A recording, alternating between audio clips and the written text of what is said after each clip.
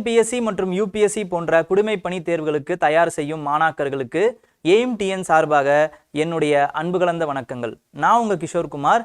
இந்த வார கரண்ட் அஃபேர்ஸோடு வந்திருக்கேன். இந்த வார கரண்ட் அஃபேர்ஸ் நம்ம ஃபஸ்ட்டு தமிழ்நாடு கரண்ட் அஃபேர்ஸ்லேருந்து போயிடலாம். வழக்கம் போல் தமிழ்நாட்டில் பார்த்தீங்க அப்படின்னா ஃபஸ்ட்டு இந்த இதயம் காப்போம் ஸ்கீம் பற்றி நம்ம பார்ப்போம்.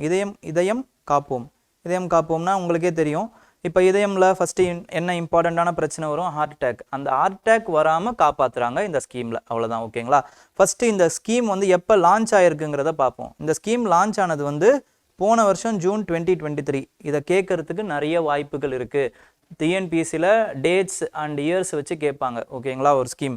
அதுக்கப்புறம் எதுக்காக இந்த நியூஸ் வந்துச்சு அப்படின்னு பார்த்தீங்கன்னா, இந்த 6 மாதத்தில் மட்டும் 5000 பெனிஃபிஷியரிஸை அவங்க காப்பாற்றிருக்காங்க. இந்த ஸ்கீம் மூலமாக பயனடைஞ்சவங்க 5000 பேர். ஓகேங்களா? இதோடைய ஆப்ஜெக்டிவ் என்ன, இதோடைய செயல் திட்டம் என்ன அப்படின்னு பார்த்தீங்கன்னா, இதயம் காப்போம் திட்டம் மூலமாக அவங்க ஹார்ட் அட்டாக் வர்றதை தடுக்கிறாங்க. ஹார்ட் அட்டாக் வராமல் அவங்க என்ன பண்ணுறாங்கன்னா தடுக்கிறாங்க. எப்படி தடுக்கிறாங்க அப்படின்னு பார்த்தீங்கன்னா, பிரைமரி ஹெல்த் சென்டர்ஸ் அப்படின்னு சில சென்டர்ஸ் இருக்கும், ஆரம்பகால சுகாதார நிலையங்கள். அங்கே இப்போ ஹார்ட் அட்டாக் மாதிரி சில பேருக்கு அந்த அறிகுறிகள் இருந்தாலே அவங்க அங்கே போயிட்டு ஒரு சில முதலுதவிகள் எடுத்துக்கலாம். என்ன முதலுதவி அப்படின்னு பார்த்தீங்கன்னா, அவங்க அந்த எமர்ஜென்சி டோஸ் அப்படிங்கிற அந்த டோஸை எடுத்துப்பாங்க. இதை முதல்ல யாருக்கு கொடுப்பாங்க அப்படின்னு பார்த்தீங்கன்னா, அந்த ஹார்ட் அட்டாக் சிண்ட்ரோம், அந்த சிம்டம்ஸ் இருக்கிறவங்களுக்கு தான் கொடுப்பாங்க. அது என்ன சிம்டம் அப்படின்னு பார்த்தீங்கன்னா, அக்யூட் கரோனரி சிண்ட்ரோம் அப்படின்னு சொல்லுவாங்க. ஓகேங்களா? அந்த அக்யூட் கரோனரி சிண்ட்ரோம் இது எப்போ வரும் அப்படின்னு பார்த்தீங்கன்னா, இந்த அக்யூட் கரோனரி சிண்ட்ரோம் எப்போ வரும்னா, ஹார்ட்டில் ஏதாவது கிளாட் இருந்துச்சுன்னா, அதாவது அடைப்பு இருந்துச்சுன்னா வரும். இப்போ இந்த அடைப்பு இருக்குதுன்னா என்ன அர்த்தம்னா, ஆட்டோமேட்டிக்காக அந்த பிளட் ஃப்ளோ கட் ஆக போகுதுன்னு அர்த்தம். இதன் அடிப்படையில் இதோடைய இம்பேக்டாக என்ன ஆகும்? ஹார்ட் அட்டாக் வரும். இப்போ இந்த அடைப்பை எடுப்பாங்க. எப்படி எடுப்பாங்கன்னா, இந்த அவசர கால முதல் உதவி மூலமாக எடுப்பாங்க. ஓகேங்களா? இதுதான் அந்த ஸ்கீமுடைய திட்டம். இதுக்கு என்ன பண்ணுறாங்க, பிரைமரி ஹெல்த் சென்டர்ஸ்லேயே டெலிமெடிசன் மூலமாக கார்டியாலஜிஸ்ட்டை, அதாவது இருதய நிபுணரை தொடர்பு கொண்டு ஃபஸ்ட்டு அவங்களுடைய பர்மிஷன் கேட்டுப்பாங்க, அவங்களோட சஜஷன்ஸ் கேட்பாங்க. அதுக்கப்புறமா எக்கோ கார்டியோகிராம், அப்புறம் இசிஜி இதெல்லாமும் எடுப்பாங்க. எடுத்து அவங்களுக்கு இந்த அந்த எமர்ஜென்சி டோஸை போடலாமா வேணாமாங்கிறத முடிவு பண்ணுவாங்க. ஓகேங்களா? அப்படி முடிவு பண்ணிட்டு போட்டதுக்கு அப்புறமா ட்ரெஷரி ஹெல்த் கேருக்கு அனுப்புவாங்க. ட்ரெஷரி ஹெல்த் கேருங்கிறது மெயினான ஹாஸ்பிட்டல்ஸ் இந்த மாதிரி ஆன சென்டர்ஸுக்கு அனுப்புவாங்க. ஓகேங்களா? அதுக்கப்புறம் அந்த பேஷண்ட்டை ஃபாலோ அப்பும் பண்ணுவாங்க. ஓகே, அதுதான் இந்த இதயம் காப்போம் திட்டம். இந்த இதயம் காப்போம் திட்டத்துடைய அந்த வியூ சில இருதய நிபுணர்கள் என்ன சொல்கிறாங்கன்னா, இது முதலுதவி, இந்த முதலுதவியால் சீக்கிரமாக நிறைய பேரோட உயிரை காப்பாற்றுறதுக்கு நிறைய வாய்ப்புகள் இருக்குது அப்படின்னு சொல்கிறாங்க. ஆனால் என்ன ப்ராப்ளம்னு அவங்க நினைக்கிறாங்கன்னா, சில பேருக்கு கார்டியாக் அரெஸ்ட் இல்லாமையே நெஞ்சு வலி வரும். அவங்களுக்கெல்லாம் தவறுதலாக இந்த எமர்ஜென்சி டோஸை கொடுத்துடக்கூடாது அப்படிங்கிறது மட்டும்தான் இவங்களுடைய அந்த அச்சமாக இருக்குது. ஓகேங்களா? ஆனால் இன்னொரு ஒரு இம்பார்ட்டண்ட்டான இன்சைட்ஸ் என்ன அப்படின்னு பார்த்தீங்கன்னா, director of public health preventive medicine அவங்க என்ன சொல்கிறாரு அப்படின்னு பார்த்தீங்கன்னா, இந்த ஸ்கீம்னால் நிறைய கிராமப்புற ரிமோட் ஏரியாஸில் இருக்கிற பீப்புள்ஸுக்கு இந்த ஸ்கீம் போய் சேர்ந்துருக்கு. அவங்களுடைய உயிரை காப்பாற்றுறதுக்கு இது ரொம்ப பெரிய உதவியாக இருந்திருக்கு அப்படிங்கிறது அவங்களோட கருத்தாக இருக்குது. ஓகேங்களா? அப்போது இதயம் காப்போம்ல நமக்கு என்னென்ன இம்பார்ட்டண்ட்டாக தெரியணும்னா, அதோட டேட் நமக்கு தெரியணும். அதுக்கப்புறமா அதோட எய்ம் என்ன, அந்த இதயம் காப்போமோட எய்ம் என்ன அப்படிங்கிறது நமக்கு தெரியணும். அதுக்கப்புறமா அக்யூட் கரோனரி சிண்ட்ரோம்னா என்ன அப்படிங்கிறது தெரியணும். அக்யூட் கரோனரி சிண்ட்ரோமு எதை சம்மந்தப்பட்ட டிசீஸ் அப்படின்னு கேட்கலாம். அப்போது எதை சம்மந்தப்பட்ட டிசீஸ்? ஹார்ட் அட்டாக் சம்மந்தப்பட்ட டிசீஸ். ஹார்ட் சம்மந்தப்பட்ட டிசீஸ். அவ்வளோதான். இது நமக்கு தெரியணும். ஓகேங்களா? இப்போது நெக்ஸ்ட் நியூஸுக்கு போயிடலாம். நெக்ஸ்ட் நியூஸ் என்ன அப்படின்னு பார்த்தீங்கன்னா, TN electorate rises 7 lakh voters. ஓகேங்களா? டிஎன்னுடைய வாக்காளர்களுடைய அந்த எண்ணிக்கை பார்த்தீங்கன்னா இப்போ எக்ஸ்ட்ராவாக 7 லட்சம் உயர்ந்திருக்கு அப்படிங்கிறது தான் இந்த நியூஸு. ஓகேங்களா? இதுக்கு முன்னாடி அப்போ எவ்வளோ வாக்காளர்கள் டிஎன்ல இருந்தாங்க அப்படின்னு பார்த்தீங்கன்னா, சுமார் 6.11 கோடி வாக்காளர்கள் இருந்தாங்க. இப்போ எவ்வளோ ஆயிருக்காங்க அப்படின்னு பார்த்தீங்கன்னா 6.18 கோடி. ஓகேங்களா? இப்போ உமன் வாக்காளர்கள் எவ்வளோ இதில் அப்படின்னு பார்த்தீங்கன்னா கிட்டத்தட்ட 3.14 கோடி. ஓகேங்களா? மென் வாக்காளர்கள் எவ்வளோ அப்படின்னு பார்த்தீங்கன்னா கிட்டத்தட்ட 3.03 கோடி. ஓகே, இது இல்லாமல் 3ஆம் பாலினத்தவரும் இருக்காங்க, டிரான்ஸ்ஜெண்டர்ஸ். ஓகேங்களா? தேர்ட் ஜெண்டர் அவங்க எவ்வளோ பேர் அப்படின்னு பார்த்தீங்கன்னா சுமார் 8200 பேர் அவங்க ரெஜிஸ்டர் பண்ணி இருக்காங்க, வாக்காளர் உரிமையும் வச்சுருக்காங்க. ஓகேங்களா? அப்போது இதில் ரொம்ப முக்கியமான விஷயம் என்னன்னு பார்த்தீங்கன்னா, உமன் வாக்காளர்கள் வந்து இஸ் மோர் தேன் மென். ஓகேங்களா? இது ரொம்ப ரொம்ப இம்பார்ட்டண்ட்டான விஷயம். ஓகே, நெக்ஸ்ட் ஹையஸ்ட் கான்ஸ்டிடியூவன்சி எங்கே அப்படின்னு கேட்கலாம். ஓகேங்களா? எங்கே அப்படின்னு பார்த்தீங்கன்னா, சோழிங்கநல்லூர் அசம்பிளி கான்ஸ்டிடியூவன்சி தான் இருக்கிறதுலே ரொம்ப பெரிய கான்ஸ்டிடியூவன்சிஸ். நம்பர் ஆஃப் எலக்டார்ஸ் உடைய வாக்காளர்கள், அதிக வாக்காளர்களுடைய கான்ஸ்டிடியூவன்சி எது அப்படின்னா சோழிங்கநல்லூர் அசம்பிளி கான்ஸ்டிடியூவன்சி. இது எங்கே இருக்குது அப்படின்னு பார்த்தீங்கன்னா செங்கல்பட்டு டிஸ்ட்ரிக்டில் இருக்குது. தமிழ்நாட்டில் மொத்தம் எத்தனை டிஸ்ட்ரிக்ட் இருக்குன்னு கமெண்ட் சொல்லுங்கள், கமெண்ட்டில் சொல்லுங்கள். ஓகேங்களா? அப்போது அடுத்து வந்து கீழ்வெள்ளூர். கீழ்வெள்ளூரில் தான் ரொம்ப கம்மியான வாக்காளர்கள் இருக்காங்க. ஓகேங்களா?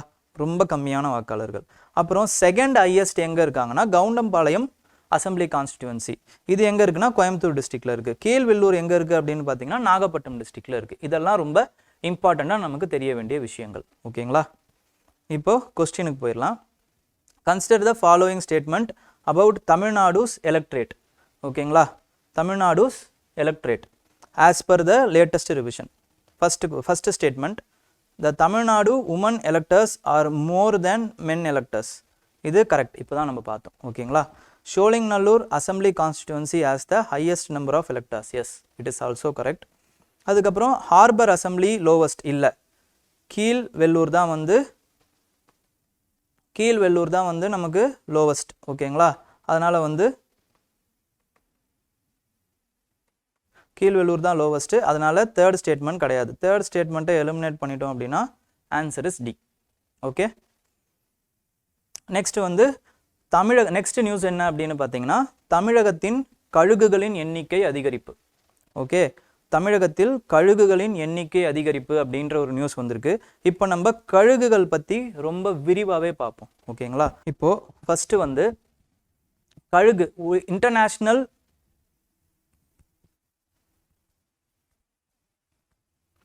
International vulture day,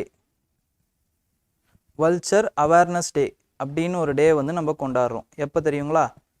first Saturday of every September international vulture awareness day அப்படிங்கிறத நம்ம கொண்டாடுறோம். ஓகேங்களா? இதுக்கப்புறம் இந்தியாவில் மொத்தம் கழுகுகளோட எண்ணிக்கை எவ்வளோ அப்படின்னு பார்த்தீங்கன்னா 9 வகையான கழுகுகள் இருக்குது. 9 வகையான கழுகு வகைகள் இருக்குது இந்தியாவில் மட்டும். அதில் இந்தியாவில் மட்டும் இருக்கிற கழுகு வகைகள் எவ்வளோ அப்படின்னா வந்து ரெசிடெண்ட் இந்தியாவில் இருக்கும். ஓகேங்களா? அது 6 வகைகள் இருக்குது. அதுக்கப்புறமா வந்து வெளியிலேருந்து வர கழுகுகள் மைக்ரேட்ரி. ஓகேங்களா? அது மொத்தம் 3 வகைகள் இருக்குது. 3 வகையான கழுகுகள் இருக்குது. ஓகேங்களா? இதில் IUCN ஸ்டேட்டஸ் படி கிரிட்டிக்கல் என்டேஞ்சர்டு கழுகுகள் 5. இந்தியாவில் இருக்க 6 கழுகுகளில் 5 கழுகுகள் வந்து கிரிட்டிக்கலி என்டேஞ்சர்டாக இருக்குது.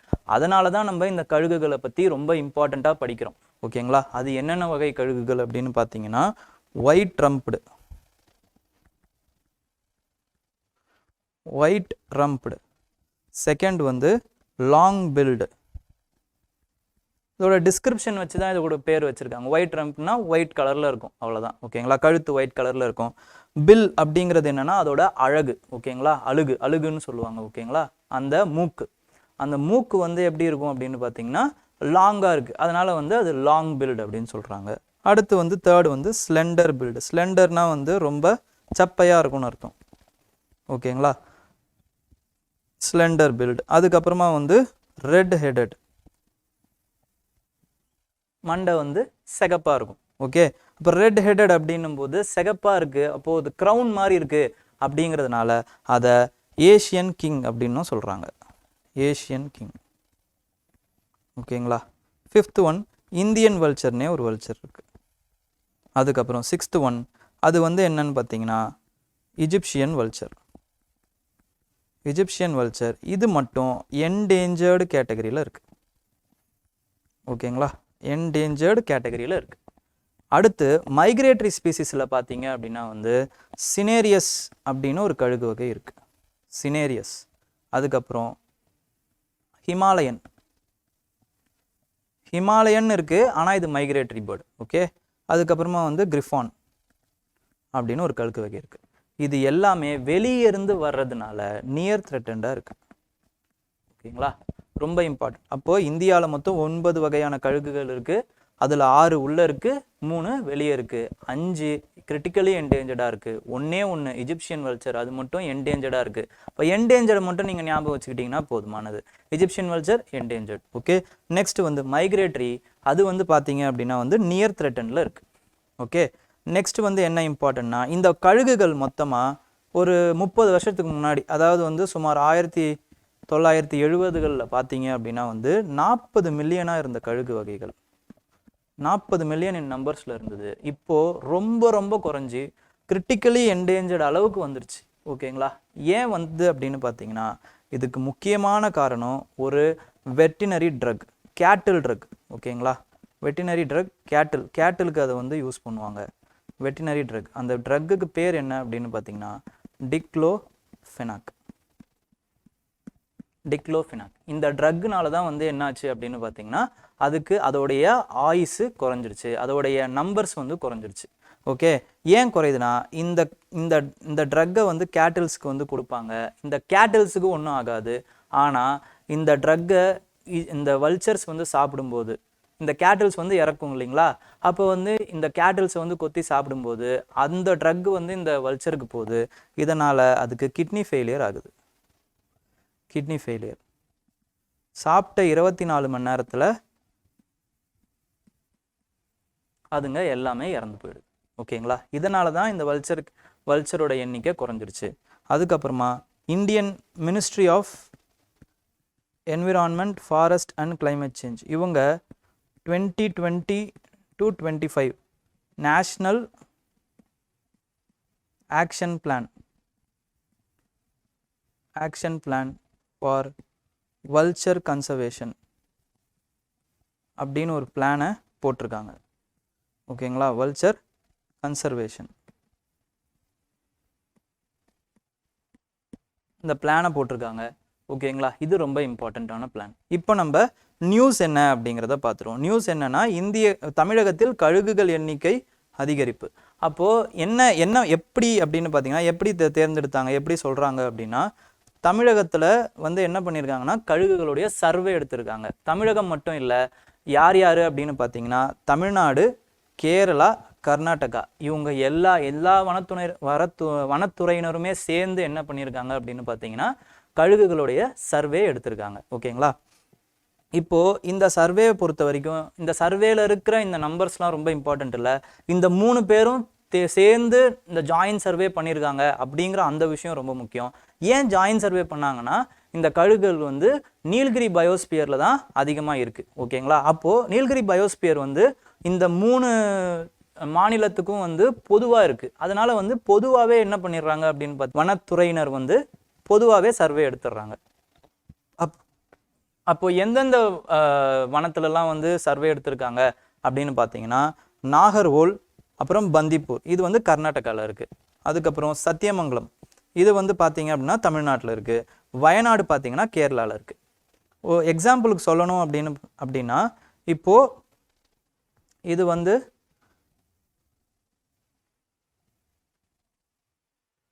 இப்போ பார்த்தீங்கன்னா இது வந்து தமிழ்நாடு, கேரளா, அப்புறம் வந்து கர்நாடகா. இங்கே பார்த்தீங்க அப்படின்னா வந்து நீலகிரி பயோஸ்பியர் இருக்குது. இந்த இடம் ஆரம்பிக்கிறீங்கன்னு வச்சுக்கோங்களேன், இதுதான் நாகர்ஹோல். நாகர்ஹோல்லேருந்து அப்படியே வந்து அட்ஜாயிண்ட்டாக வந்து பந்திப்பூர் இருக்கும். பந்திப்பூருக்கு கீழே இங்கே தமிழ்நாடு பகுதியில் முதுமலை இருக்கும். முதுமலைக்கு பக்கத்தில் தான் சத்தியமங்கலம் அந்த ஃபாரஸ்ட்டும் இருக்குது. இந்த சைடில் பார்த்தீங்கன்னா பந்திப்பூருக்கு இந்த சைடில், இந்த கேரளா சைடில் வயநாடு இருக்கும். ஓகே, அப்போ இது மொத்தமாக சேர்த்து அவங்க சர்வே எடுக்கிறாங்க. ஓகேங்களா, நெக்ஸ்ட் கொஸ்டின் போகலாம். கொஸ்டினில் பார்த்தீங்க அப்படின்னா vulture survey conducted in Tamil Nadu was done in coordination with which states? தமிழகத்தில் கழுகு கணக்கெடுப்பு எந்தெந்த மாநிலங்களுடன் ஒருங்கிணைந்து நடத்தப்பட்டது? ஆன்சர் வந்து கேரளா அண்ட் கர்நாடகா. ஓகேங்களா, நெக்ஸ்ட் வந்து which traditional practices has changed to increase the food source of vultures? இப்போ என்ன பண்ணியிருக்காங்க அப்படின்னு பார்த்தீங்கன்னா இந்த நம்மளோட ட்ரெடிஷ்னல் ப்ராக்டிசஸ், இப்போ ஒரு கேட்டில் வந்து இறந்துருச்சுன்னு வச்சுக்கோங்களேன், அதை வந்து புதைக்கிறது தான். அப்போ புதைக்கும் போது என்ன ஆகும், ஆட்டோமேட்டிக்காக கழுகுகளுக்கு வந்து அதோட இறை இல்லாமல் போயிடும். அதனால் என்ன பண்ணுறாங்க அப்படின்னா வந்து புதைக்காமல் அதை போஸ்ட்மார்ட்டம் பண்ணி அந்த கேட்டலுக்கு உள்ளே வந்து டிக்ளோஃபெனாக் மருந்து இருக்கா இல்லையான்றதை செக் பண்ணி அந்த கூராக வெட்டி கழுகுகளுக்கு வந்து இரையாக போட்டுடுறாங்க. ஓகேங்களா? அப்போது அதை தான் கேட்குறாங்க, which of the traditional practices have been change. இந்த ப்ராக்டிஸை வந்து சேஞ்ச் பண்ணியிருக்காங்க. அப்போது அதனால தான் வந்து கழுகுகளோட எண்ணிக்கை அதிகமாகிருக்கு அப்படிங்கிறதும் இந்த நியூஸ் ஆர்டிக்கலில் வந்தது. அப்போ பார்த்தீங்கன்னா யூஸ் ஆஃப் டிக்ளோஃபெனாக் இன் ஹியூமன்ஸாக கிடையாது, ஹியூமன்ஸ் கிடையாது, அது வந்து கேட்டில் ட்ரக். அப்போது இந்த ஆப்ஷன் வராது. Construction of artificial nesting sites கிடையாது. Burying of wildlife carcasses தான் கரெக்டான ஆன்சர். கராஸ்கஸ் அப்படிங்கிறது அந்த உடல், இறந்த உடல்னு அர்த்தம். ஓகேங்களா? அதுதான் வந்து கராஸ்கஸ். நெக்ஸ்ட் நியூஸுக்கு போயிடலாம். நெக்ஸ்ட் நியூஸ் வந்து பார்த்தீங்கன்னா இந்திய விடுதலை போரில் குடும்ப பெண்கள். இந்திய விடுதலை போரில் குடும்ப பெண்கள், இது வந்து ஒரு எடிட்டோரியல் மாதிரி வந்துச்சு. இந்த எடிட்டோரியல் நம்ம பார்ப்போம். ஃபஸ்ட்டு யார் அப்படின்னு பார்த்தீங்கன்னா கடலூர் அஞ்சலை அம்மாள், இவங்கள பற்றி வந்தது.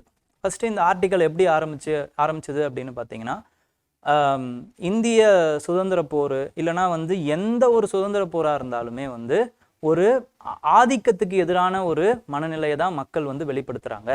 அந்த மக்கள் அப்படி வெளிப்படுத்தும் போது பார்த்தீங்க அப்படின்னா ரொம்ப இம்பார்ட்டண்ட்டாக உலகத்தில் நிறைய போர்கள் நடந்துச்சு.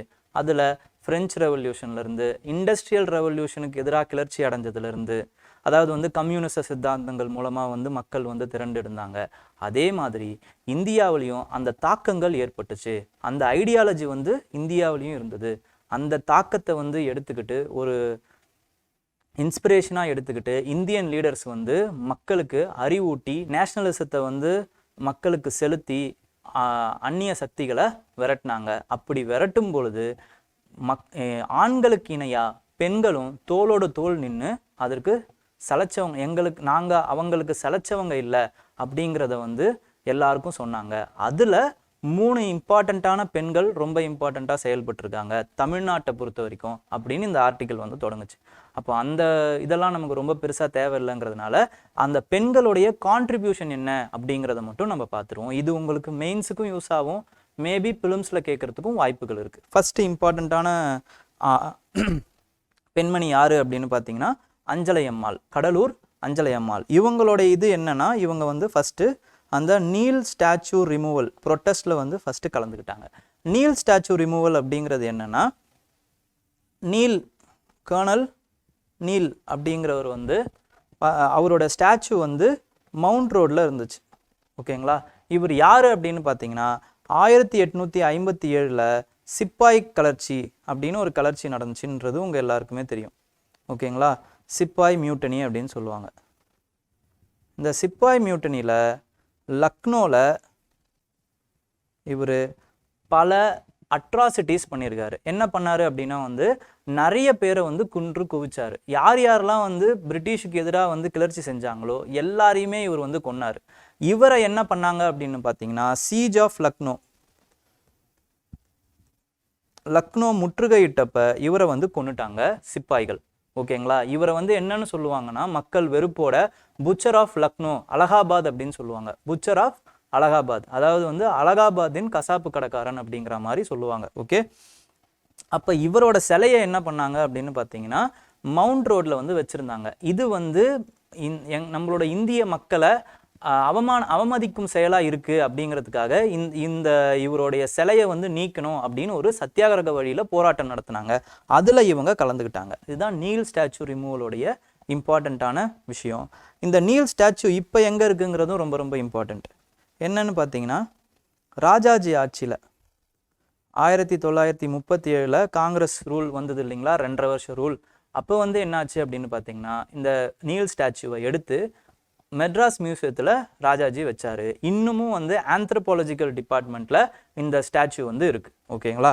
நெக்ஸ்ட் வந்து இவங்க தான் கடலூர் அஞ்சலை அம்மாள் தான் first woman to join the non cooperation movement. இவங்க தான் first woman to join non cooperation movement. ஃபிலிம்ஸில் கேட்குறதுக்கு நிறைய வாய்ப்புகள் இருக்குது. நெக்ஸ்ட் வந்து என்னன்னு பார்த்தீங்கன்னா இவங்களோட தைரியத்தை பாராட்டி காந்திஜி என்ன சொல்லியிருக்காரு அப்படின்னு பார்த்தீங்கன்னா குயின் ஆஃப் த சவுத் அப்படின்னு இவங்களுக்கு ஒரு பட்டம் கொடுத்துருக்காரு. ஓகேங்களா?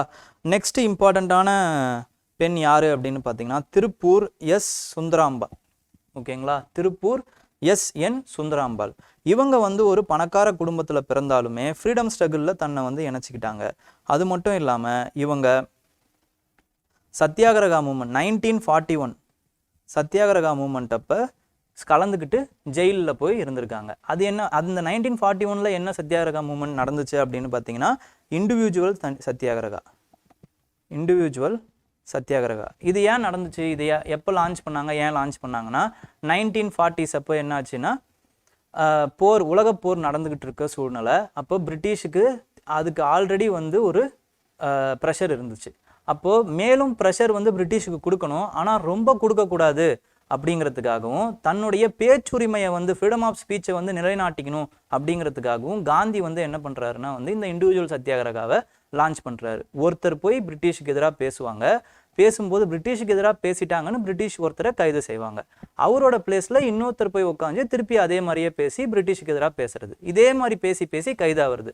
இதுதான் வந்து இண்டிவிஜுவல் சத்தியாகிரகா. இந்த இண்டிவிஜுவல் சத்தியாகிரகாவில் ஃபர்ஸ்ட் அரெஸ்ட் ஆனவர் யாரு அப்படின்னு பார்த்தீங்கன்னா ஆச்சாரியா வினோபா பாவே. செகண்ட் அரெஸ்ட் ஆனவர் ஜவஹர்லால் நேரு. ஓகேங்களா. அதே வரிசையில் திருப்பூர் சுந்தராம்பாலும் கைது செய்யப்பட்டிருக்காங்க. ஓகேங்களா. நெக்ஸ்ட் இம்பார்ட்டண்ட்டான ஆள் யாரு அப்படின்னு பார்த்தீங்கன்னா மதுரை கேபி ஜானகி அம்மாள். ஓகேங்களா. இவங்களுமே வந்து ஒரு அஃப்ளூயண்ட்டான ஃபேமிலியில் பிறந்தவங்க தான். அதுக்கப்புறமா வந்து இவங்களுடைய துணிச்சலான பேச்சுக்கு இவங்க பெயர் போனவங்க. இவங்க தான் முதல்ல பிரிட்டிஷாரை எதிர்த்து எங்களோட இந்தியன் சோல்ஜர்ஸை ஏன் வந்து போரில் கலந்துக்க வைக்கிறீங்க அப்படின்னு வந்து கேட்டு நேஷ்னல் டிஃபென்ஸ் ஆக்டில் ஃபஸ்ட்டு கைதான south Indian woman.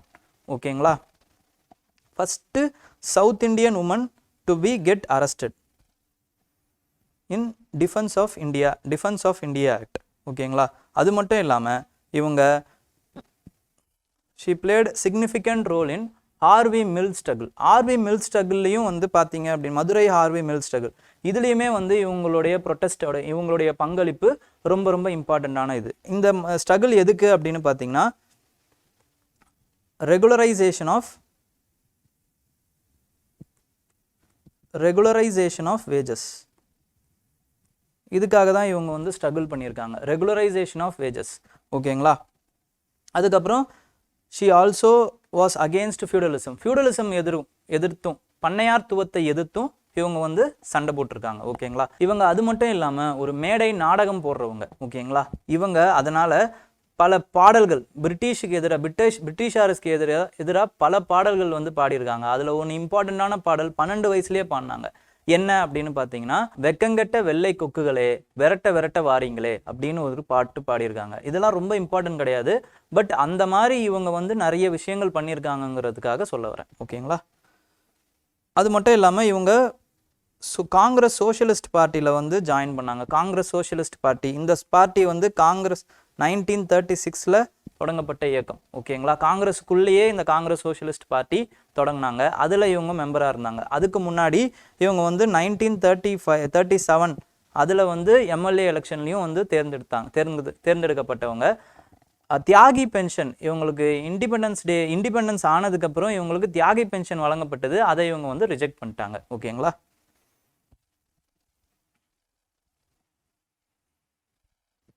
Next news என்ன அப்படின்னு பார்த்தீங்கன்னா ஸ்டோன்ஸ் வித் 11th century கிரந்தம். 11th century இன்ஸ்கிரிப்ஷனில் கிரந்தம் இன்ஸ்கிரிப்ஷனும் 16th century இன்ஸ்கிரிப்ஷனில் தமிழ் இன்ஸ்கிரிப்ஷனும் இருக்கிற மாதிரி 2 ஸ்டோனை வந்து கண்டுபிடிச்சிருக்காங்க ஆர்கியாலஜிஸ்ட். ஓகேங்களா. அதுக்காக தான் இந்த நியூஸ் வந்தது. ஃபஸ்ட்டு வந்து எங்கே கண்டுபிடிச்சிருக்காங்க அப்படின்னு பார்த்தீங்கன்னா பழஞ்சேர் வழி வில்லேஜ். ஓகேங்களா. இது காங்கேயம் இடத்துல இருக்குது. காங்கேயம்ங்கிற அந்த ஊரில் இருக்குது. ஓகேங்களா. அந்த காங்கேயம் காளைகளும் ஃபேமஸ் தான். அப்போது பழஞ்சேர் வழி வில்லேஜில் இந்த 2 ஸ்டோன் இன்ஸ்கிரிப்ஷன்ஸை கண்டுபிடிச்சிருக்காங்க, கல்வெட்டுகளை கண்டுபிடிச்சிருக்காங்க. ஃபர்ஸ்ட் என்ன சொல்லியிருக்காங்க அப்படின்னு பார்த்தீங்கன்னா ரெண்டுமே வந்து டெம்பிளை பற்றி தான் பேசுது. ஒன்று 11th century, இன்னொன்று 16th century. 11th century temples 11th century inscription வந்து சிவா டெம்பிளை பற்றி பேசுது. 16th century இன்ஸ்கிரிப்ஷன் வந்து விஷ்ணு டெம்பிளை பற்றி பேசுது. ஓகேங்களா. இந்த 11th century கிரந்தம் இன்ஸ்கிரிப்ஷன் வந்து பார்த்தீங்கன்னா கிரந்தம் அப்படின்னாலே அது வடமொழி சொல் தான். தமிழில் வடமொழி சொல்லை வச்சு யூஸ் பண்ணியிருக்காங்க. இதில் நிறைய வார்த்தைகள் இருக்குது. ஹம், ஷம், லம் இந்த மாதிரியான வார்த்தைகள் இருக்குது. இது எதுக்கு பயன்படுத்தியிருக்காங்க அப்படின்னு பார்த்தீங்கன்னா ஏதோ டிசீஸை வந்து க்யூர் பண்ணுறதுக்கான ஒரு டேப்லெட்டாக இருந்திருக்கு இந்த இன்ஸ்கிரிப்ஷன்ஸ். அது மட்டும் இல்லாமல் இந்த இன்ஸ்கிரிப்ஷன்ஸில் நிறைய உருவங்கள் பிக்சர்ஸ் இருந்திருக்கு. என்னென்ன பிக்சர்ஸ் இருந்திருக்கு அப்படின்னு பார்த்தீங்கன்னா விளக்கு, அதுக்கப்புறமா வந்து திருசூலம், அதுக்கப்புறமா வந்து க்ரௌஞ்சுங்கிறது சங்கு, அதுக்கப்புறமா வந்து மூன், ஓகேங்களா, சந்திரன். இந்த மாதிரியான சிம்பிள்ஸ்லாம் வந்து அந்த ஃபர்ஸ்ட் அந்த 11th century இன்ஸ்கிரிப்ஷனில் இருந்தது. செகண்ட் வந்து தமிழ் இன்ஸ்கிரிப்ஷனில் என்ன இருந்துச்சு அப்படின்னு பார்த்தீங்கன்னா historical record about aspects of pottery பற்றின சில ஹிஸ்டாரிக்கல் ஆஸ்பெக்ட் இருந்துச்சு. அது மட்டும் இல்லாமல் அந்த இன்ஸ்கிரிப்ஷனில் ஒருத்தர் வந்து பாட்ரி பிஸ்னஸ் நல்லா போகுது அப்படிங்கிறதுக்காக ஒரு அணையா விளக்கை வந்து அந்த கோவிலுக்கு, விஷ்ணு கோவிலுக்கு வந்து பரிசா அளிச்சிருக்காரு, தானமாக அளிச்சிருக்காரு. அதை வந்து இந்த இன்ஸ்கிரிப்ஷன் சொல்லுது, ஓகேங்களா. பட் அதெல்லாம் ரொம்ப இம்பார்ட்டன்ட் கிடையாது. என்ன இம்பார்ட்டன்ட்னா இந்த 16th century 11th centuryலேருந்து 16th century இது வந்து மெடிவல் பீரியட் அப்படின்னு சொல்லுவாங்க. இதில் மக்களுடைய economic life and cultural life இது ரெண்டுத்தையுமே வந்து கலாச்சாரம் மற்றும் பொருளாதார வாழ்க்கையை வந்து நம்ம இந்த ஸ்டோன் மூலமாக வந்து தெரிஞ்சுக்கலாம் அப்படிங்கிறது தான் இதில் இம்பார்ட்டண்ட்டான விஷயம், ஓகேங்களா.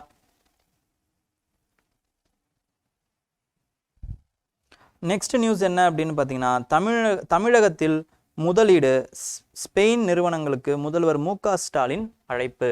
ஸ்பெயின் இப்போ வந்து ரீசெண்டாக வந்து தமிழக முதல்வர் போனார். அதில் ஸ்பெயின் நிறுவனங்களுக்கு தமிழகத்தில் வந்து நீங்கள் தொழில் செய்யணும் அப்படின்ட்டு வந்து நம்முடைய தமிழக முதல்வர் மு.க. ஸ்டாலின் அவர்கள் அழைப்பு விடுத்திருந்தார், ஓகேங்களா.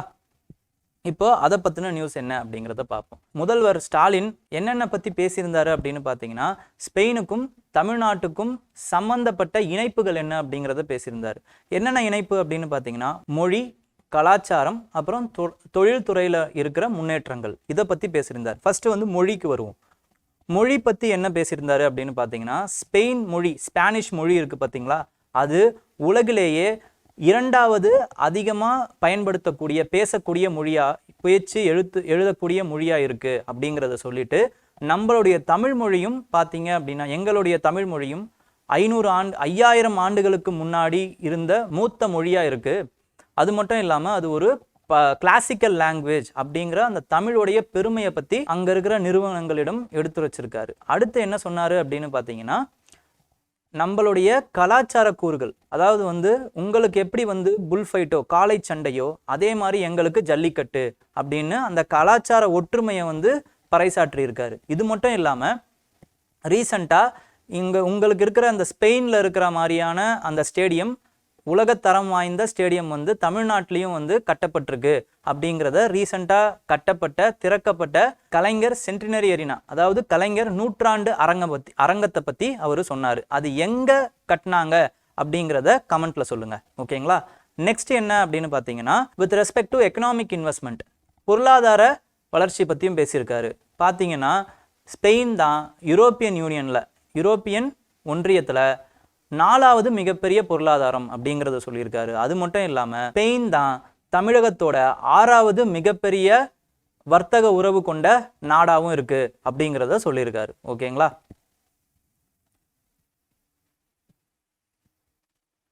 நெக்ஸ்ட் என்ன அப்படின்னு பார்த்தீங்கன்னா ஸ்பெயினுடைய அந்த சுற்றி இருக்கிற நாடுகள் என்னென்ன அப்படிங்கிறத பார்த்துருவோம். ஸ்பெயினுக்கு சுற்றி இருக்கிற நாடுகள் என்னன்னா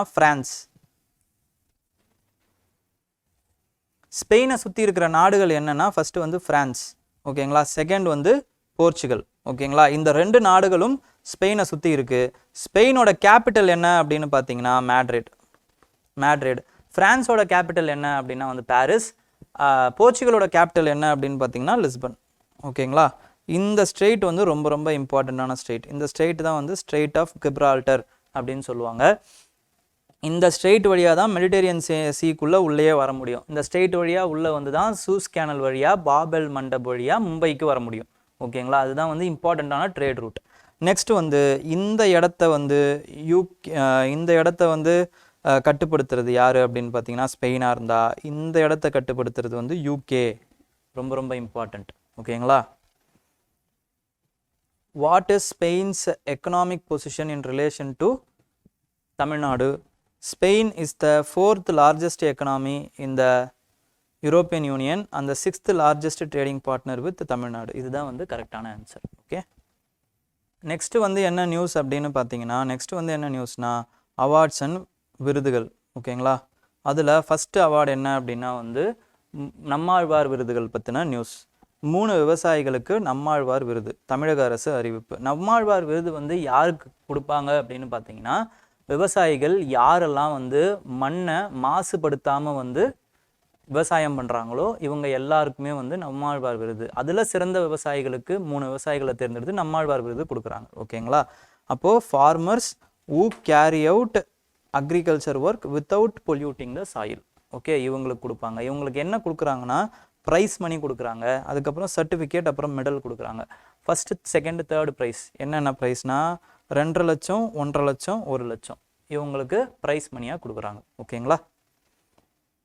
நெக்ஸ்ட் வந்து என்ன நியூஸ்னால் வந்து இது எல்லாமே வந்து அவார்ட்ஸ் பற்றி நியூஸ் தான். இந்த வாரம் வந்து ஒரே அவார்டு வாரமாக இருந்துச்சு. ஓகே, அப்போ இந்த அவார்டு பற்றின நியூஸ் எல்லாத்தையுமே தொகுத்து ஒரே நியூஸாக உங்களுக்கு கொடுக்குறேன். இப்போ நெக்ஸ்ட் நியூஸ் என்ன அப்படின்னா வந்து சிறந்த பள்ளிகளுக்கான விருது, வழிகாட்டுதல்கள் வெளியீடு. வழிகாட்டுதலை வந்து தமிழக அரசு வெளியிட்டிருக்காங்க. சிறந்த பள்ளிகளுக்கு வந்து பேராசிரியர் அன்பழகன் விருது வந்து கொடுக்குற மாதிரி தமிழக பள்ளித்துறை அமைச்சர் வந்து ஒரு அறிக்கை விட்டிருக்காரு. ஓகேங்களா? இதில் என்ன அப்படின்னு பார்த்தீங்கன்னா, அதுக்கான அந்த அவார்ட்ஸுக்கு எப்படி எந்த பேசிஸில் வந்து அவங்க ஷார்ட் லிஸ்ட் பண்ணுவாங்க அப்படிங்கிறதையும் அந்த அறிக்கையிலேயே சொல்லியிருக்காங்க. இதை வந்து கேள்வியாக கேட்கறதுக்கு வாய்ப்பு இருக்குது. தமிழக பேராசிரியர் அன்பழகன் விருது வந்து எதன் அடிப்படையில் வந்து ஷார்ட் லிஸ்ட் பண்ணுறாங்க அப்படிங்கிறத கேட்கலாம். யார் ஷார்ட் லிஸ்ட் பண்ணுறாங்க அப்படிங்கிறதையும் கேட்கலாம். அதையும் நம்ம பார்த்துருவோம். ஃபஸ்ட்டு வந்து எதன் அடிப்படையில் ஷார்ட் லிஸ்ட் பண்ணுறாங்க? Participation of school students in public government public and talent service. ஓகேங்களா? டேலண்ட் ஷோஸில் இதிலெல்லாம் வந்து யார் பள்ளி மாணவர்கள் வந்து எந்த பள்ளியில் இருக்கிற மாணவர்கள் அதிகமாக கலந்துக்கிறாங்க.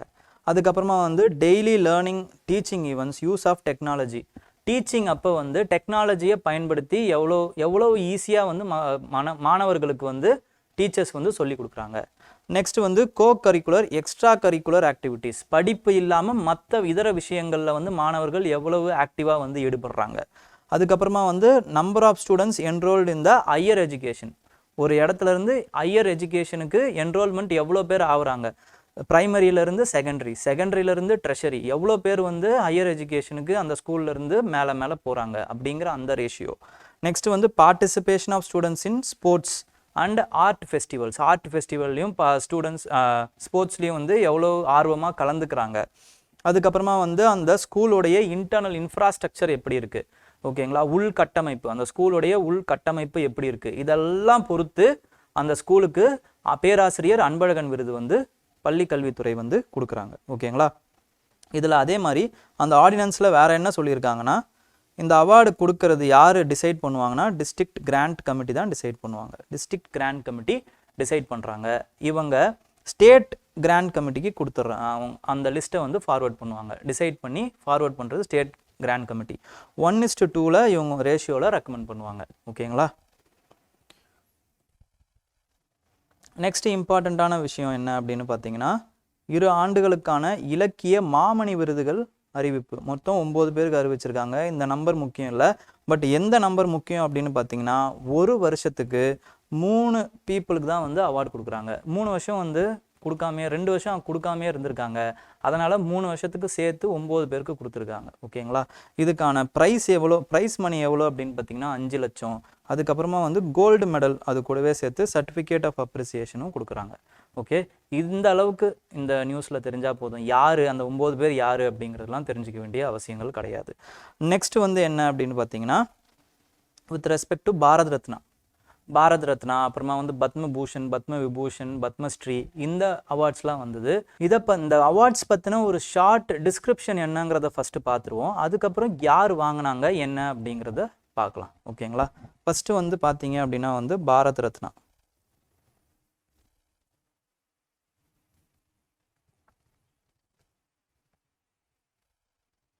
ஃபஸ்ட்டு வந்து என்ன அப்படின்னு பார்த்தீங்கன்னா Bharat Ratna.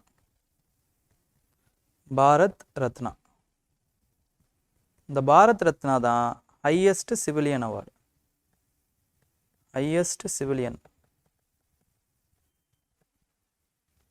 Award of India.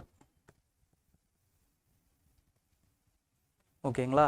உயரிய சிவிலியன் விருது, இந்தியாவிலேயே மிக உயரிய சிவிலியன் விருது வந்து பாரத் ரத்னா தான். இந்த பாரத் ரத்னா இந்த வருஷம் வந்து 2024 கற்பூரி தாக்கூர் அப்படிங்கிறவங்களுக்கு கொடுத்தாங்க. இவர் வந்து யார் அப்படின்னு பார்த்தீங்கன்னா பீகாரோடைய முன்னாள் சிஎம்மாக இருந்திருக்காரு. ஓகேங்களா, முன்னாள் சிஎம்மாக இருந்திருக்காரு இன் 1977.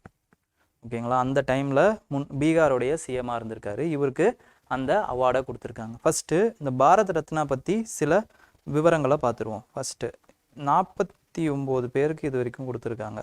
இவரோட சேர்த்து கற்பூரி தாக்கூரோட சேர்த்து 49 பாரத் ரத்னா அவார்டிஸ் வந்து இருக்காங்க. ஓகேங்களா, இந்த விருதை வந்து எப்போ முதல்ல ஆரம்பித்தாங்க அப்படின்னு பார்த்தீங்கன்னா 1954 கொடுக்க ஆரம்பிச்சிருக்காங்க. 1954 கொடுக்க ஆரம்பிச்சிருக்காங்க. இவங்க மேக்சிமமாக எவ்வளோ பேருக்குன்னா 3 பேருக்கு ஒரு வருஷத்துக்கு கொடுக்கலாம். 3 பேருக்கு ஒரு வருஷத்துக்கு இந்த விருதை கொடுக்கலாம். ஃபஸ்ட்டு வாங்கின 3 பேர் யார் அப்படின்னு பார்த்தீங்கன்னா ராஜாஜி, சக்கரவர்த்தி ராஜகோபாலாச்சாரி ராஜாஜின்னு சொல்லலாம். அதுக்கப்புறமா வந்து சிறுவப்பள்ளி ராதாகிருஷ்ணன், அதுக்கப்புறமா சர் சிவி ராமன். இவங்க 3 பேருமே வந்து பாரத ரத்னா ஃபஸ்ட்டு வாட்டி கொடுக்கும்போது வாங்கினவங்க. இதில் இன்னொரு சிறப்பம்சம் என்னென்னா இந்த 3 பேருமே தமிழ்நாட்டை சேர்ந்தவங்க. ஓகேங்களா, இன்னொரு இம்பார்ட்டண்ட்டான விஷயம் என்ன அப்படின்னு பார்த்தீங்கன்னா இதை ரெக்கமெண்ட் பண்ணுறது பிரைம் மினிஸ்டர் டு பிரசிடெண்ட்டுக்கு பிரைம் மினிஸ்டர் தான் ரெக்கமெண்ட் பண்ணுவார். ஓகேங்களா, அவரே தான் ரெக்கமெண்ட் பண்ணுவார். எந்த ஒரு ரெக்கமெண்டேஷன் கமிட்டியும் இந்த பாரத ரத்னாவுக்கு கிடையாது. ஓகேங்களா, செகண்ட் அடுத்த இம்பார்ட்டண்ட்டான விஷயம் என்ன அப்படின்னு பார்த்தீங்கன்னா இதை both citizens as well as non citizens 2 பேருக்குமே கொடுக்கலாம். ஓகேங்களா, சிட்டிசன்ஸுக்கும் கொடுக்கலாம், நான் சிட்டிசன்ஸுக்கும் கொடுக்கலாம். ஓகே, குடிமக்கள் இல்லாத ஃபாரினர்ஸ் 2 பேருக்குமே கொடுக்கலாம். அந்த மாதிரி ஃபாரினர்ஸ் யாராவது வாங்கியிருக்காங்கன்னா கான் அபுல் கஃபார் கார். ஓகேங்களா, அவங்க வந்து வாங்கியிருக்காங்க. நார்த் வெஸ்ட் ஃப்ரான்டியர் காந்தின்னு இவரை சொல்லுவாங்க. ஓகேங்களா, ரெட் ஷர்ட் குதாய் கித்மத் காரி அப்படின்ற அந்த பத்திரிகையை நடத்தியிருந்தார். ரெட் ஷர்ட் இயக்கம் இதெல்லாம் வந்து நடத்தின ஃப்ரான்டியர் காந்தி கான் அப்துல் கஃபார் கான் இவருக்கு வந்து பாரத ரத்னா விருது வந்து கொடுத்துருக்காங்க. ஓகேங்களா, அடுத்து பாரத ரத்னாவை பொறுத்த வரைக்கும் பார்த்தீங்கன்னா தமிழ்நாட்டில் இருந்து எவ்வளோ பேர் வந்து வாங்கியிருக்காங்கன்னா இந்த 3 பேர் ப்ளஸ் காமராஜர், அடுத்து வந்து எம்ஜி ராமச்சந்திரன், அதுக்கு அடுத்து வந்து ஏபிஜே அப்துல்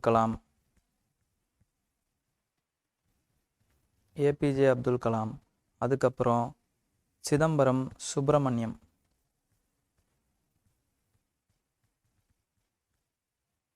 ஓகேங்களா, இவங்க எல்லாருமே வந்து வாங்கியிருக்காங்க. எம்எஸ் சுப்புலட்சுமி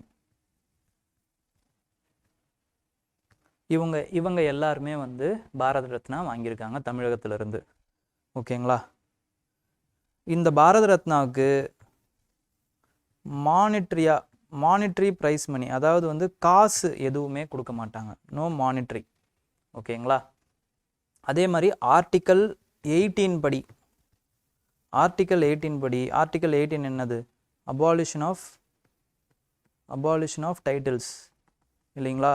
அதனால் இவங்க இந்த ரிசப்பியன்ட் வந்து பாரத ரத்னா அப்படின்னு இவங்களோட பேருக்கு முன்னாடியோ இல்லை பின்னாடியோ போட்டுக்க கூடாது. ஓகேங்களா, அது சட்டப்படி குற்றம். அவங்க அப்போ என்ன பண்ணிக்கலாம் அப்படின்னு பார்த்தீங்கன்னா awarded Bharat Ratna by president இல்லை recipient of Bharat Ratna by president அப்படின்னு அவங்களுக்கு கீழே போட்டுக்கலாம். பேருக்கு கீழே இந்த மாதிரி போட்டுக்கலாமே தவிர பாரத ரத்னா இவர் அப்படின்ற மாதிரி போட்டுக்க கூடாது. ஓகேங்களா, இது அபாலிஷன் ஆஃப் டைட்டில்ஸ் படி தப்பு. இப்போ கற்பூரி தாக்கூர் பற்றி கொஞ்சம் பார்த்துருவோம். கற்பூரி தாக்கூர் வந்து பார்த்தீங்க அப்படின்னா வந்து பீகாரோட சீஃப் மினிஸ்டராக இருந்தாருன்னு உங்களுக்கு ஆல்ரெடி நான் சொன்னேன். அதே மாதிரி இவர் வந்து ஃபஸ்ட்டு எம்எல்ஏவாக 1952 இருந்திருக்காரு. ஓகேங்களா, அதுலேருந்து இறக்குற வரைக்கும் எம்எல்ஏவாக தான் இருந்திருக்காரு. அதிலெல்லாம் இவருக்கு வந்து இம்பார்ட்டன்ட் கிடையாது. இவர் வந்து எதில் இம்பார்ட்டன்ஸ் அப்படின்னு பார்த்தீங்கன்னா இவர் வந்து கற்பூரி தாக்கூர் ஃபார்முலா அப்படின்னு ஒரு ரிசர்வேஷனுக்கு ஒரு ஃபார்முலா கொடுத்துருக்காரு. 26% ரிசர்வ் பண்ணியிருக்காரு. எப்படி ரிசர்வ் பண்ணாருன்னா அந்த ரெக்கமெண்டேஷன்ஸ் ஆஃப் முன்குரி லால் கமிஷன். இவர் வந்து சீஃப் மினிஸ்டராக இருந்தப்ப ஒரு கமிஷன் வந்து போட்டார். அந்த ரெக்கமெண்டேஷன், அந்த கமிஷனோட அடிப்படையில் கற்பூரி தாக்கூர் ஃபார்முலா அப்படின்ற ஒரு ஃபார்முலாவை கிரியேட் பண்ணியிருக்காரு. இந்த ஃபார்முலா படி ஓபிசி மக்களுக்கு, பிற்படுத்தப்பட்ட மக்களுக்கு 12%, அதுலேயே வந்து ஏழைகள், எக்கனாமிக்கலி பேக்வேர்டு கிளாஸில் இருக்க ஓபிசிக்கு 8%, உமனுக்கு 3%, அப்பர் கேஸ்ட் புவர், இப்போ வந்து இடபிள்யூஎஸ்ன்னு சொல்கிறோம் இல்லைங்களா, அந்த மாதிரி அப்பர் கேஸ்ட் புவர் பீப்புள்ஸ்க்கு 3% வந்து இவர் வந்து ரிசர்வேஷன் கொடுத்துருக்காரு. இதுக்காக இவருக்கு என்ன பண்ணியிருக்காங்க அப்படின்னு பார்த்தீங்கன்னா ஜன் நாயக் அப்படிங்கிற அந்த பட்டம் கொடுத்துருக்காங்க. ஜன் நாயக், மக்களின் நாயகன் அர்த்தம். ஓகேங்களா. நெக்ஸ்ட் வந்து பத்மபூஷன், பத்ம விபூஷன், இந்த மாதிரியான விருதுகளும் வந்து வழங்கப்பட்டிருக்கு. இந்த விருதுகளை பற்றியும் சில விஷயங்களை பார்த்துருவோம். பத்மா அவார்ட்ஸ்.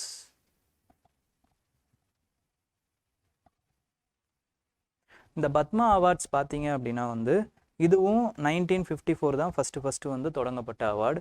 கிட்டத்தட்ட வந்து ஒரு வருஷத்துக்கு 120 பேருக்கு மேக்சிமம். அங்கே எப்படி 3 பேருக்கு மேக்சிமமோ அதே மாதிரி இங்கே 120 பேருக்கு மேக்சிமம் கொடுக்கலாம், இந்த 3 அவார்டும் சேர்த்து. இதில் வந்து என்னன்னு பார்த்தீங்கன்னா எக்ஸ்க்ளூடிங் போஸ்ட்மஸ், அதாவது வந்து இறந்தவர்களை வந்து சேர்த்துக்க மாட்டாங்க. இறந்தவர்களுக்கு கொடுக்குற அவார்டை இந்த 120 லிஸ்ட்டில் சேர்த்துக்க மாட்டாங்க. அதே மாதிரி நான் சிட்டிசன்ஸ், அந்த அவார்டு அவங்களுக்கு கொடுக்குறவங்க, என்ஆர்ஐஸுக்கு, இவங்களுக்கு கொடுக்குற அவார்டு எக்ஸ்க்ளூடிங் 120 அவார்டு உயிரோடு இருக்கிற இந்திய பிரஜைகளுக்கு கொடுக்கலாம். ஓகேங்களா. அப்போ இதில் ஹையஸ்ட் அவார்டு எது அப்படின்னு பார்த்தீங்கன்னா பத்ம விபூஷன். அடுத்த இம்பார்ட்டண்ட்டான அவார்டு எதுக்குன்னு பார்த்தீங்கன்னா பத்ம பூஷன். அடுத்த இம்பார்ட்டண்டான அவார்டு வந்து பத்மஸ்ரீ. ஓகேங்களா. அப்போ அதுதான் highest. Bharat Ratna highest civilian அவார்டுனா Padma Vibhushan second highest civilian award, இது third highest civilian award. Padma Shri fourth highest civilian award. ஓகேங்களா. இந்த வருஷம் வந்து பத்ம விபூஷன் வந்து 5 பேருக்கும், பத்ம பூஷன் வந்து 17 பேருக்கும், பத்மஸ்ரீ வந்து 110 பேருக்கும் கொடுத்துருக்காங்க. இவங்க எல்லாரையுமே தெரிஞ்சுக்க வேண்டிய அவசியம் கிடையாது. தமிழகத்தில் எல்லாம் சேர்த்து பத்ம பூஷன், பத்ம விபூஷன், பத்மஸ்ரீ எல்லா அவார்ட்ஸும் சேர்த்து 7 பேருக்கு கொடுத்துருக்காங்க தமிழகத்தில். ஓகேங்களா. அதில் பத்ம பூஷன் அவார்டு வந்து நம்முடைய தேமுதிக தலைவர், மறைந்த நடிகருமான விஜயகாந்த் அவர்களுக்கு கொடுத்துருக்காங்க. ஓகேங்களா.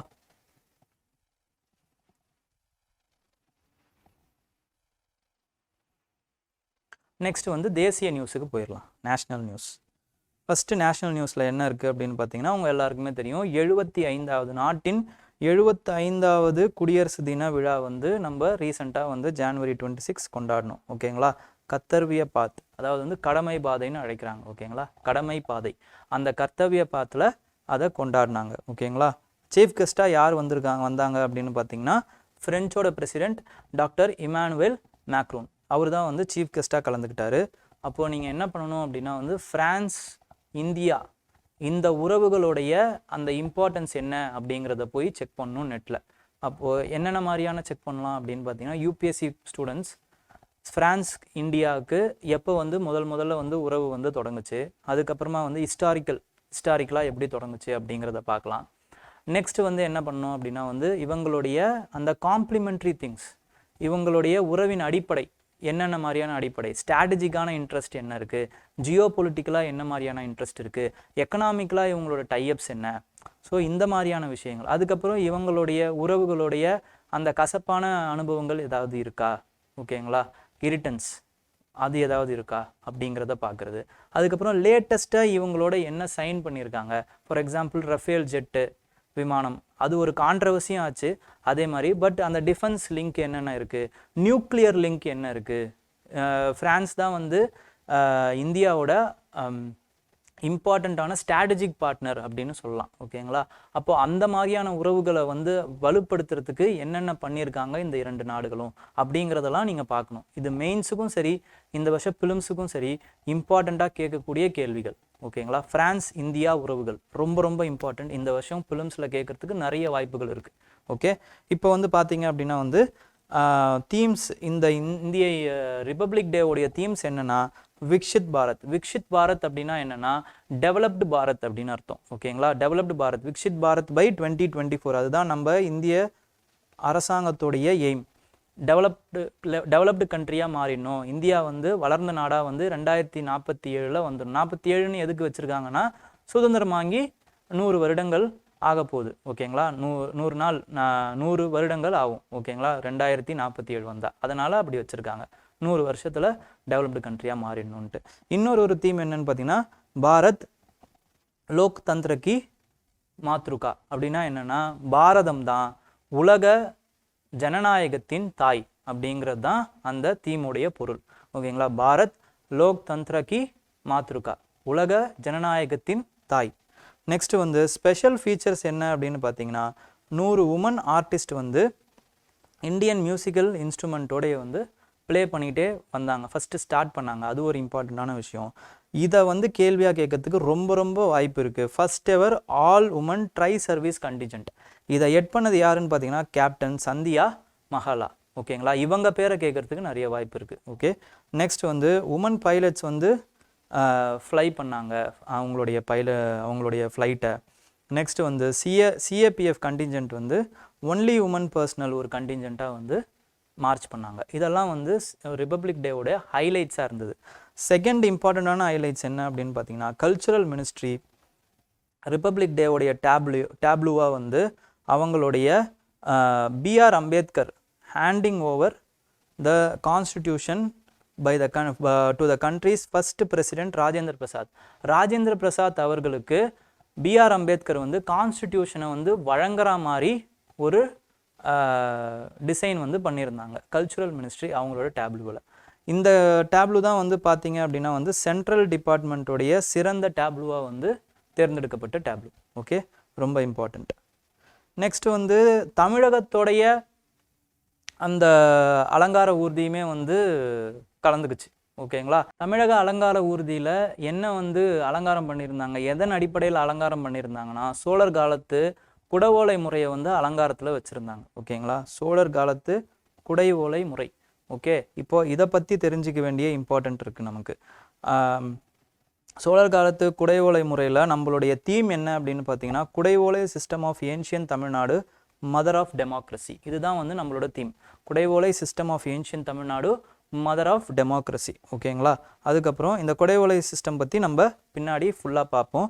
இந்த குடை ஓலை சிஸ்டம் வந்து எந்த டெம்பிளில் வந்து கல்வெட்டாக வடிச்சிருக்காங்க அப்படின்னு பார்த்தீங்கன்னா உத்திரமேரூர் டெம்பிளில் கல்வெட்டாக இருக்குது. ஓகேங்களா, Uthiramerur temple Vaikunta Perumal temple in Uthiramerur. Okay, இப்போ நம்ம உத்திரமேரூர் இன்ஸ்கிரிப்ஷனை பற்றி நம்ம பார்த்துருவோம். உத்திரமேரூர் இன்ஸ்கிரிப்ஷன் வந்து பராந்தகா 1 காலத்தில் பராந்தக சோழா 1 காலத்தில் வந்து இந்த உத்திரமேரூர் இன்ஸ்கிரிப்ஷன் வந்து பண்ணியிருக்காங்க. ஓகேங்களா, இந்த பராந்தக சோழன் வந்து எதுலேருந்து எது வரைக்கும் ஆட்சி பண்ணார் அப்படின்னு பார்த்தீங்கன்னா 907 955 AD வரைக்கும் ஆட்சி பண்ணார். ஓகேங்களா, அப்போது இவருக்கு முதல்ல சோழர்களுடைய டைனாசிட்டி யார் தொடங்குறாங்க அப்படின்னு பார்த்தீங்கன்னா விஜயாலய சோழன் தொடங்குறாரு. அதுக்கப்புறம் வர்றது ஆதித்தன். ஓகேங்களா, ஆதித்தனுடைய சன்னா வரவர் தான் பராந்தகாவன். ஓகே, அதுக்கப்புறம் இந்த இன்ஸ்கிரிப்ஷனில் என்ன இம்பார்ட்டண்ட்டாக சொல்லியிருப்பாங்க அப்படின்னு பார்த்தீங்கன்னா செல்ஃப் கவர்னன்ஸ், சுயாட்சி, கிராமங்களுடைய சுயாட்சியை பற்றி நிர்வாகத்தை பற்றி இந்த இன்ஸ்கிரிப்ஷனில் சொல்லியிருப்பாங்க. ஓகேங்களா, அதில் லோக்கல் சபாவாக வந்து வில்லேஜ் அசம்பிளியாக வந்து 30 வார்டுகள் வாரியங்கள் 30 வாரியங்களை வச்சு ஒவ்வொரு வாரியத்துக்கும் சில மெம்பர்ஸ்னு வச்சு அந்த அவங்கள சுயாட்சி பண்ணிக்கிட்டாங்க அப்படிங்கிறது தான் இந்த இன்ஸ்கிரிப்ஷன் சொல்லும். இந்த இன்ஸ்கிரிப்ஷன்ஸ்லேயே பார்த்தீங்க அப்படின்னா அந்த மெம்பர்ஸுக்கான தகுதி என்ன அப்படிங்கிறத குவாலிஃபிகேஷன் அது என்ன அப்படிங்கிறத சொல்லியிருப்பாங்க. மெம்பர்ஷிப்கான குவாலிஃபிகேஷன், அந்த மெம்பர்ஸ் வந்து லேண்ட் ஓனிங் கம்யூனிட்டியாக இருக்கணும், லேண்டு வச்சுருக்கணும், இல்லை வீடு வச்சுருக்கணும், அவங்க வந்து 35 வயசுலேருந்து 70 வயசுக்குள்ளே இருக்கிறவங்களா இருக்கணும். அதுக்கப்புறம் அவங்களுக்கு வேதங்கள் தெரிஞ்சிருக்கணும், பிஸ்னஸ் தெரிஞ்சிருக்கணும், பிஸ்னஸ் மேனாக இருந்தால் இருக்கலாம். அதுக்கப்புறமா வந்து அவங்க வந்து ஒழுக்கமான பிஹேவியர் இருக்கணும், எந்த ஒரு கெட்ட பழக்கங்களும் இருக்கக்கூடாது, அவங்களுக்கு முன்னாடி குற்றவியல் சார்ந்த எந்த ஒரு விஷயங்களும் இருக்கக்கூடாது, அவங்க எந்த ஒரு கொள்ளையோ எதுவுமே பண்ணியிருக்கக்கூடாது, அவங்க மட்டும் இல்லை அவங்களோட உறவினர்கள் யாருமே பண்ணியிருக்கக்கூடாது. ஓகேங்களா, அப்படி அவங்களுக்கு நிலம் இல்லைன்னா பரவாயில்ல, வேதத்தில் இருக்கிற நாலேஜ் ஒரு 4 வேதத்தில் ஏதோ ஒரு வேதம் தெரிஞ்சிருந்தா போதும், இல்லை 4 பாஷ்யங்கள் தெரிஞ்சிருந்தா போதும், அவங்க வந்து கண்டெஸ்ட் பண்ணுறதுக்கு அனுமதி கொடுப்பாங்க. ஓகேங்களா? யார் யாரெல்லாம் டிஸ்குவாலிஃபைடு யார் அப்படின்னு பார்த்தீங்கன்னா, ஃபஸ்ட்டு வந்து டிஸ்குவாலிஃபிகேஷன் க்ரைட்டீரியாவா failure to submit the accounts, கணக்கை ஒழுங்காக சமர்ப்பிக்காதவங்க வந்து டிஸ்குவாலிஃபை பண்ணிடுவாங்க. நெக்ஸ்ட்டு வந்து மேஜர் சின்ஸ், பாவங்கள் ஏதாவது பண்ணியிருந்தா, அதாவது வந்து கொலை பண்ணுறது, பிராமணனை கொலை பண்ணுறது, கொள்ளை, அதுக்கப்புறமா வந்து அடல்ட்ரி, இந்த மாதிரி வந்து தகாத உறவு, இந்த மாதிரி எது இருந்தாலும் அவங்க வந்து டிஸ்குவாலிஃபைடு. நெக்ஸ்ட்டு வந்து அவுட்காஸ்ட், ஒதுக்கப்பட்டவர்கள் கூட உறவு கொண்டிருந்தாங்கன்னா அவங்களுமே வந்து வரக்கூடாது. அதுக்கப்புறமா வந்து ஃபோர்பிடன் டிஷ்ஷஸை வந்து கன்சியூம் பண்ணுறாங்க அப்படின்னா, வந்து தடை செய்யப்பட்ட உணவுகளை வந்து சாப்பிட்றாங்க அப்படின்னா அவங்களுமே வந்து இந்த வாரியத்தில் மெம்பர்ஸாக ஆக முடியாது. ஓகேங்களா? எப்படி வந்து செலெக்ஷன் ப்ராசஸ் அப்படின்னு பார்த்தீங்கன்னா, எலிஜிபிளான பேரை வந்து ஒரு ஓலையில் வந்து எழுதி அதை சுருட்டி ஒரு குடத்துல போட்டுருவாங்க. அந்த குடத்துல ஒரு சின்ன குழந்தைய வச்சு அந்த குடத்துல நிறைய பேர் இருக்கும், ஒரு பேரை எடுக்க சொல்லுவாங்க. அதில் யார் பேரை வந்து அந்த குழந்தை எடுக்குதோ அவங்க தான் வந்து அந்த மெம்பராக வந்து அறிவிக்கப்படுவாங்க. இவங்க வந்து 360 நாள் வந்து அந்த ஏரி வாரியத்துடைய தலைவராக இருப்பார். ஓகேங்களா? இதுதான் வந்து இந்த குடை ஓலை சிஸ்டமுடைய இம்பார்ட்டன்ஸ். அது மட்டும் இல்லாமல் அந்த கமிட்டியோட ரெஸ்பான்சிபிலிட்டிஸுமே வந்து உத்தரமேரூர் இன்ஸ்கிரிப்ஷனில் இருக்குது. அந்த இன்ஸ்கிரிப்ஷனில் இம்பார்ட்டண்ட்டான கமிட்டி எது அப்படின்னு பார்த்தீங்கன்னா டேங்க் கமிட்டி. வாட்டரை வந்து மெயின்டைன் பண்ணுற கமிட்டி தான் ரொம்ப ரொம்ப பவர்ஃபுல்லான இம்பார்ட்டண்ட்டான கமிட்டி. ஓகேங்களா? நெக்ஸ்ட் வந்து இதோடைய அசஸ்மெண்ட்டுன்னு பார்த்தீங்க அப்படின்னா வந்து இது ரொம்ப இது டெமோக்ராட்டிக்கலாக தான் வந்து தேர்ந்தெடுக்கப்பட்டதா? இப்போ இருக்க டெமோக்ரஸியோட, மாடர்ன் டெமோக்ரஸியோட அந்த காலத்து குடவோலை சிஸ்டம் வந்து நம்மளால் வந்து கம்பேர் பண்ண முடியுமானா நிச்சயமாக பண்ண முடியாது. ஓகேங்களா? ஆனால் என்ன அப்படின்னு, ஏன்னா இதுக்கு நிறைய ரெஸ்ட்ரிக்ஷன்ஸ் இருந்திருக்கு. சில லேண்ட் ஓனிங், அதுக்கப்புறமா வந்து ஸ்கில்டு பிராமணாஸ் மட்டும்தான் வந்து கலந்துக்கக்கூடிய அந்த சிஸ்டமாக இருந்திருக்கு. ஆனால் இது வந்து டெமோக்ரஸி இல்லாத சமயத்தில் மக்களுடைய விருப்பத்தின்படி ஆட்சி செய்யக்கூடிய முறையை இது கையாண்டிருக்கு. அதனால் இது டெமோக்ரஸிக்கு முன்னோடியாக இருந்திருக்கு, குடியாட்சிக்கு, மக்களாட்சிக்கு முன்னோடியான ஒரு சிஸ்டமாக இருந்திருக்கு அப்படிங்கிறத எடுத்துக்கிறாங்க. ஓகேங்களா?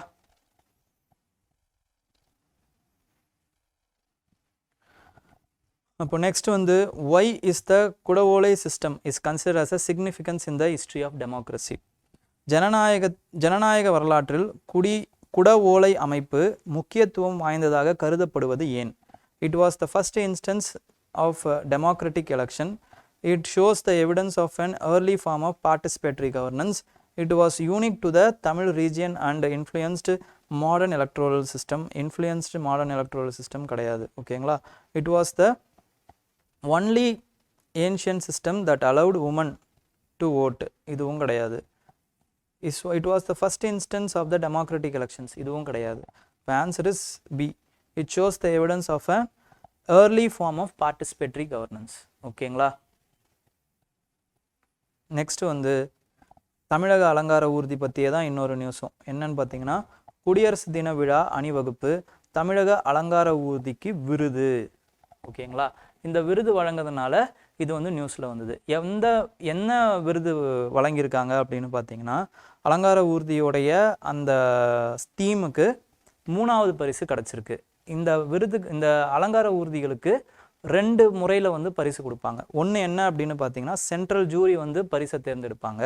அதுக்கப்புறம் பப்ளிக் ஒப்பீனியன் போல்ஸ் படி ஃபஸ்ட்டு 3 யார் வராங்க அப்படிங்கிறத பண்ணுவாங்க. நமக்கு வந்து சென்ட்ரல் ஜூரி வந்து தேர்ந்தெடுத்திருக்காங்க. ஃபஸ்ட்டு யார் அப்படின்னு பார்த்தீங்கன்னா ஒரிசா, அடுத்து வந்து குஜராத், அடுத்து வந்து நம்ம தமிழ்நாட்டுடைய தீம் தான் வந்து வந்திருக்கு. ஓகேங்களா? பப்ளிக் ஒப்பீனியன் போல்ஸ் படி பார்த்தீங்க அப்படின்னா குஜராத்துக்கு ஃபர்ஸ்ட் ப்ரைஸ், உத்தரப்பிரதேஷுக்கு 2nd ப்ரைஸ், ஆந்திர பிரதேஷுக்கு 3rd ப்ரைஸ் கிடச்சிருக்கு. ஓகே,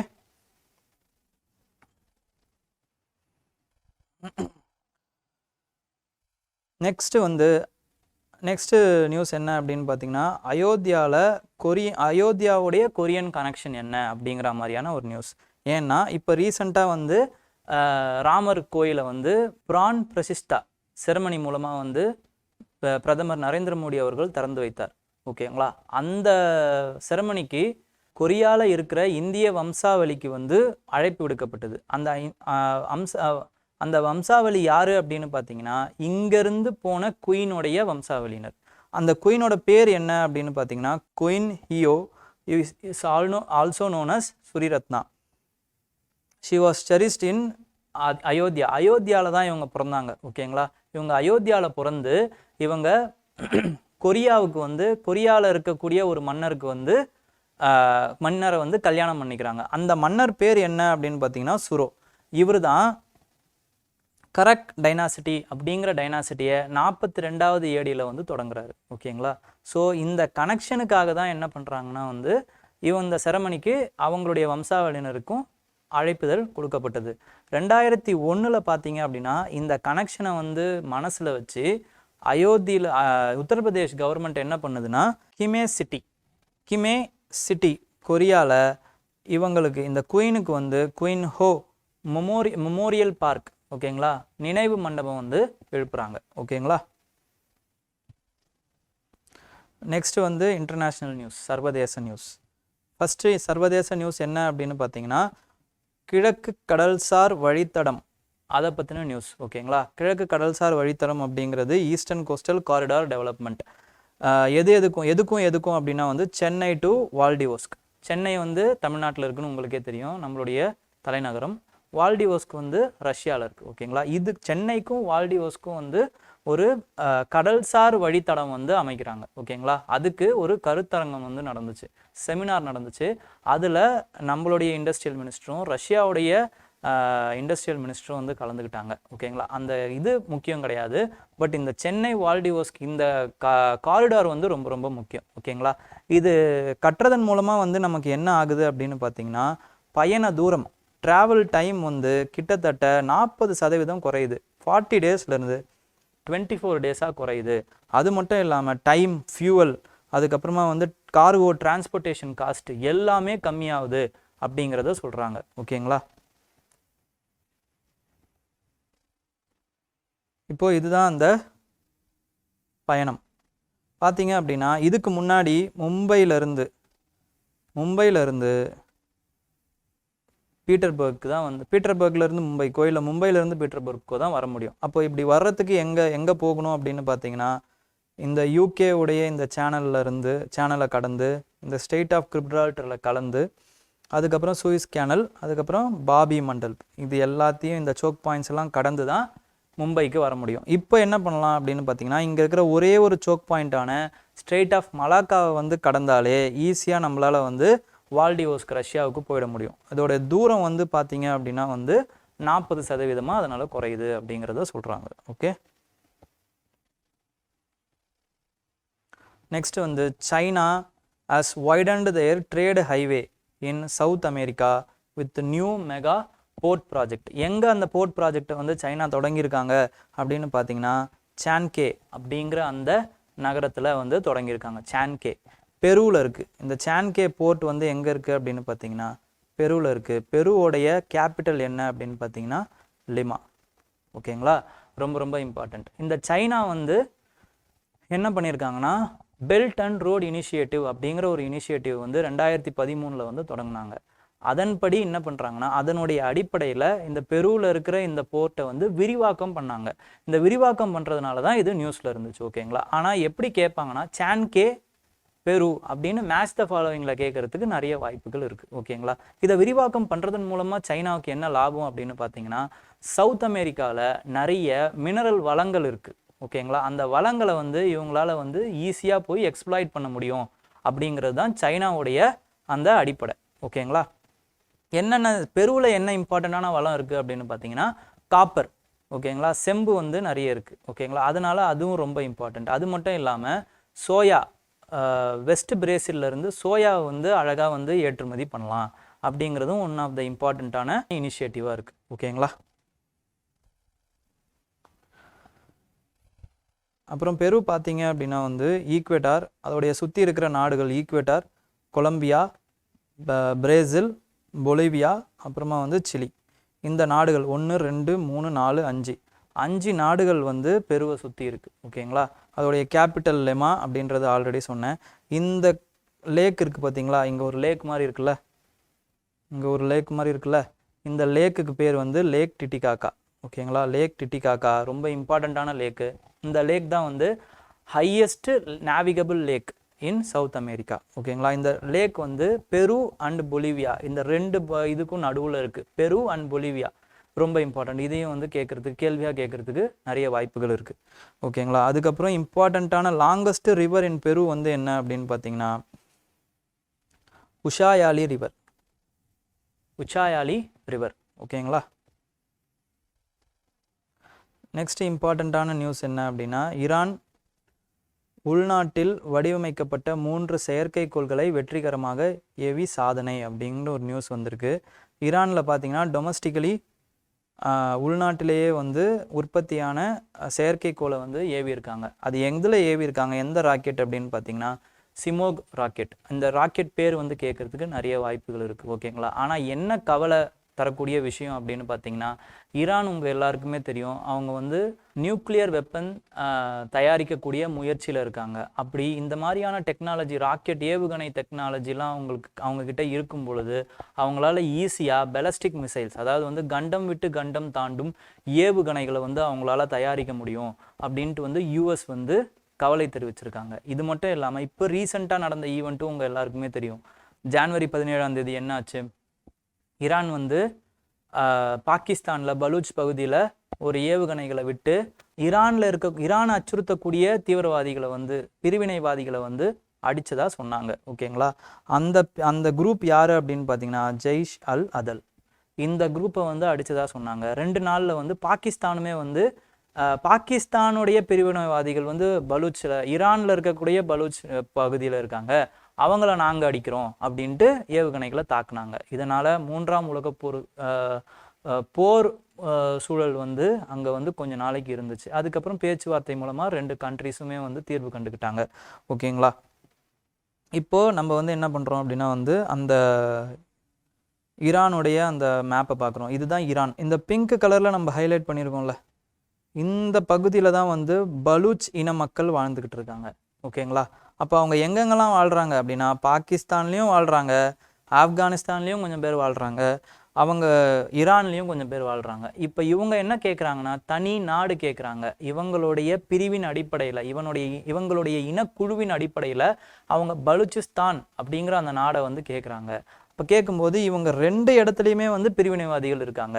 இந்த பாகிஸ்தானில் இருக்கக்கூடிய பிரிவினைவாதிகள் பாகிஸ்தானை அடிச்சுட்டு ஈரானில் போய் தஞ்சம் புகுந்துக்கிறாங்க. இந்த ஈரானில் இருக்கக்கூடிய பிரிவினைவாதிகள் ஈரானை அடிச்சுட்டு பாகிஸ்தானில் போய் தஞ்சம் புகுந்துக்கிறாங்க. ஓகேங்களா, இதனால தான் என்ன ஆகுது அப்படின்னு பார்த்தீங்கன்னா 2 நாட்டுகளும் வந்து ஏவுகணைகளை விட்டு தாக்கிக்கிட்டாங்க. ஓகே, நெக்ஸ்ட் வந்து ஈரானின் மீன்பிடி படகு கடத்தல் பாதுகாப்பாக மீட்ட இந்திய கடற்படை. இந்தியாவுடைய படகான ஐஎன்எஸ் ஸ்மித்ரா அப்படிங்கிற அந்த படகை வச்சு, பேட்ரோல் படகு அது, ஓகேங்களா, ரோந்து பணியில் ஈடுபடக்கூடிய படகு, அதை வச்சு என்ன பண்ணியிருக்காங்க அப்படின்னு பார்த்தீங்கன்னா ஈரானுடைய படகை வந்து மீட்டிருக்காங்க. ஃபிஷிங் படகு, ஓகேங்களா, மீன்பிடி படகு வந்து மீட்டிருக்காங்க. யார்கிட்டேருந்து மீட்டாங்க அப்படின்னா சொமாலிய கடற்கொள்ளைகள்கிட்ட இருந்து மீட்டிருக்காங்க. ஓகேங்களா, ஸோ ரொம்ப இம்பார்ட்டண்ட். அந்த ஈரானியன் ஃபிஷ் போட் பேர் வந்து என்ன அப்படின்னா வந்து அல் நமீன். ஓகேங்களா, நமீமி. ஓகே, நெக்ஸ்ட் வந்து சொமாலியா எங்கே இருக்குன்னு பாருங்கள். ஆஃப்ரிக்காவில் இந்த இடத்துல தான் சொமாலியா இருக்குது. சொமாலியாவோட கேபிட்டல் என்ன அப்படின்னா மொகதிசு. அதுக்கப்புறமா வந்து தேஜ்பவுட்டியோட கேபிட்டல் தேஜ்பவுட்டி தான்.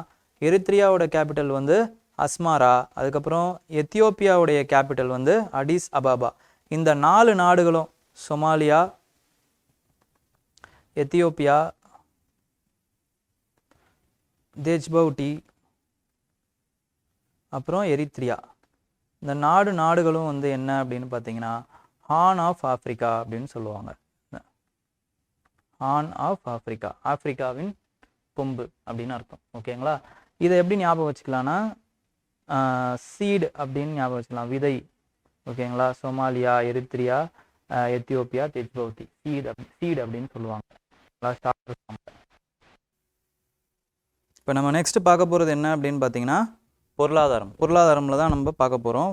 பொருளாதாரத்தில் ஃபஸ்ட்டு என்ன நியூஸ் அப்படின்னு பார்த்தீங்கன்னா காஃபி ஏற்றுமதி வந்து குறைஞ்சிருக்குங்க. காஃபி ஏற்றுமதி வந்து நமக்கு வந்து பார்த்தீங்க அப்படின்னா வந்து 5.4% வந்து நமக்கு வந்து காஃபி ஏற்றுமதி போன வருஷத்தோட 2022ஓட பார்த்தீங்க அப்படின்னா வந்து குறைஞ்சிருக்கு. நம்ம இந்தியாவில் பார்த்தீங்க அப்படின்னா வந்து காஃபி வந்து 2 டைப்பாக வந்து ஏற்றுமதி பண்ணுவாங்க. காஃபி என்னென்ன மாதிரியான ஏற்றுமதி அப்படின்னு பார்த்தீங்கன்னா, ஃபஸ்ட்டு வந்து ரொபஸ்டா, அதுக்கப்புறமா வந்து அரேபிகா அப்படின்னு சொல்லுவாங்க. Arabica, ரொபஸ்டா, arabica. எந்தெந்த கண்ட்ரீஸில் ஏற்றுமதி பண்ணுவாங்க அப்படின்னு பார்த்தீங்கன்னா, இட்டாலி, ரஷ்யா, யுஏஇ, ஜெர்மனி, அதுக்கப்புறமா வந்து டர்க்கி, இந்த கண்ட்ரீஸ்லாம் ஏற்றுமதி பண்ணுவாங்க. இந்த ரொபஸ்டாவுக்கும் அரேபிகாவுக்கும் என்ன வித்தியாசம் அப்படின்னு பார்த்தீங்கன்னா, ரொபஸ்டா ரொம்ப ஸ்ட்ராங் டேஸ்ட் கொடுக்கும், ஸ்ட்ராங் பிட்டர் டேஸ்ட் கொடுக்கும். அரேபிகா வந்து மைல்டு டேஸ்ட் கொடுக்கும். அதுக்கப்புறம் அரேபிகாவில் கெஃபைன் கண்டென்ட் வந்து கம்மியாக இருக்கும் வென் கம்பேர் டு ரொபஸ்டா. ஓகேங்களா, இதெல்லாம் தான் இது ரெண்டுத்துக்குமான டிஃப்ரென்ஸ். இந்தியா வந்து இந்த 2 வெரைட்டியுமே வந்து எக்ஸ்போர்ட் பண்ணுறாங்க. ஃபஸ்ட்டு விஷயம். செகண்ட் வந்து எங்கே காஃபி அதிகமாக வந்து விளைவிக்கிறாங்க அப்படின்னு பார்த்தீங்கன்னா, கர்நாடகாவில் தான் விளைவிக்கிறாங்க. ஓகேங்களா, ஃபஸ்ட்டு இன் இந்தியா. ஓகேங்களா, செகண்ட் வந்து கேரளாவில், தேர்ட் வந்து தமிழ்நாடு. ஓகேங்களா, மற்ற எல்லாத்துலேயுமே வந்து மைல்டாக தான் விளைவிக்கிறாங்க. ஓகேங்களா, ஆந்திர பிரதேஷ், ஒடிசா, அப்புறம் நார்த் ஈஸ்ட், இது எல்லாத்துலேயுமே வந்து கம்மியான கல்டிவேஷன் தான் காஃபி கல்டிவேஷன். மற்ற எந்த இடத்துலையுமே பார்த்தீங்க அப்படின்னா வந்து காஃபி கல்டிவேஷனே இல்லை. ஓகே, ரொம்ப ரொம்ப இம்பார்ட்டண்ட். அதே மாதிரி கர்நாடகாவில் கூட பார்த்தீங்க அப்படின்னா வந்து பாபா பூதன் ஹில்ஸில் தான் ஃபஸ்ட்டு காஃபி கல்டிவேஷன் பண்ணாங்க. ஓகேங்களா, நெக்ஸ்ட் என்ன நியூஸ் அப்படின்னு பார்த்தீங்கன்னா, நிகழாண்டில் ஒட்டுமொத்த நேரடி வரி அப்படிங்கிறது டைரக்ட் டேக்ஸ். ஓகேங்களா, நேரடி வரி வசூல் வந்து 18.2 லட்சம் கோடியாக வந்து இலக்கு வந்து நிர்ணயிச்சிருக்காங்க. யார் நிர்ணயிச்சிருக்கிறது அப்படின்னு பார்த்தீங்கன்னா, direct tax commissioner Sunil Mathur அவர்கள் நிர்ணயிச்சிருக்காரு. ஓகேங்களா, இதில் அவர் என்ன சொல்கிறாரு அப்படின்னு பார்த்தீங்கன்னா, 18.2 லட்சம் கோடி இலக்கு.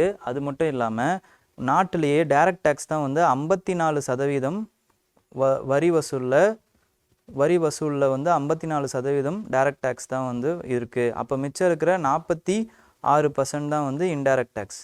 இன்டைரக்ட் டேக்ஸுங்கிறது ஜிஎஸ்டி எல்லாம் சேர்த்து. ஓகேங்களா, இதெல்லாம் சேர்த்து 46% இருக்குது. அப்போது டைரக்ட் டேக்ஸ் தான் இன்டைரக்ட் டேக்ஸை விட அதிகமாக இருக்குது அப்படிங்கிறது நமக்கு ரொம்ப ரொம்ப இம்பார்ட்டண்ட்டாக தெரியணும். ஓகேங்களா, நெக்ஸ்ட்டு வந்து தமிழ்நாடு வந்து பார்த்தீங்க அப்படின்னா வந்து தமிழ்நாடு, புதுச்சேரி இது ரெண்டும் சேர்ந்து 4th பிளேஸில் இருக்குது டைரக்ட் டேக்ஸ் கலெக்ஷனில். எவ்வளோ அப்படின்னு பார்த்தீங்கன்னா, கலெக்ஷன் டார்கெட்டு 1.17 lakh crore. ஓகேங்களா, அப்போ கொஸ்டின் இப்படி கேட்டாங்க அப்படின்னா வந்து what rank do Tamil Nadu, Puducherry hold in the country in terms of tax collection அப்படின்னு கேட்டாங்கன்னா 4th பிளேஸ். ஓகேங்களா, எத்திக்ஸ், நெறிமுறை. எதுக்கு இந்த எத்திக்ஸையும் சேர்த்துருக்கேன் அப்படின்னு பார்த்தீங்கன்னா, டக்குன்னு வந்து கரண்ட் அஃபேர்ஸ்லேருந்து ஸ்டாட்டிக் போர்ஷனாக மாறிடுச்சுன்னு நினைக்காதீங்க.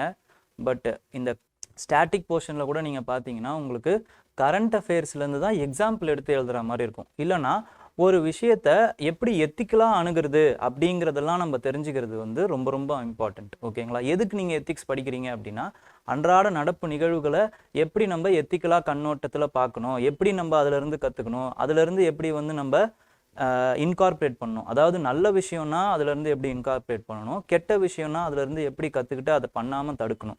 இது எல்லாத்தையும் கற்றுக்கிறதுக்கு தான் நம்ம வந்து எத்திக்ஸ் பார்க்குறோம். ஓகேங்களா, ஸோ அதனால் கரண்ட் அஃபேர்ஸில் எத்திக்ஸை எப்படி நம்ம புகுத்தலாம் அப்படிங்கிறத பார்ப்போம்.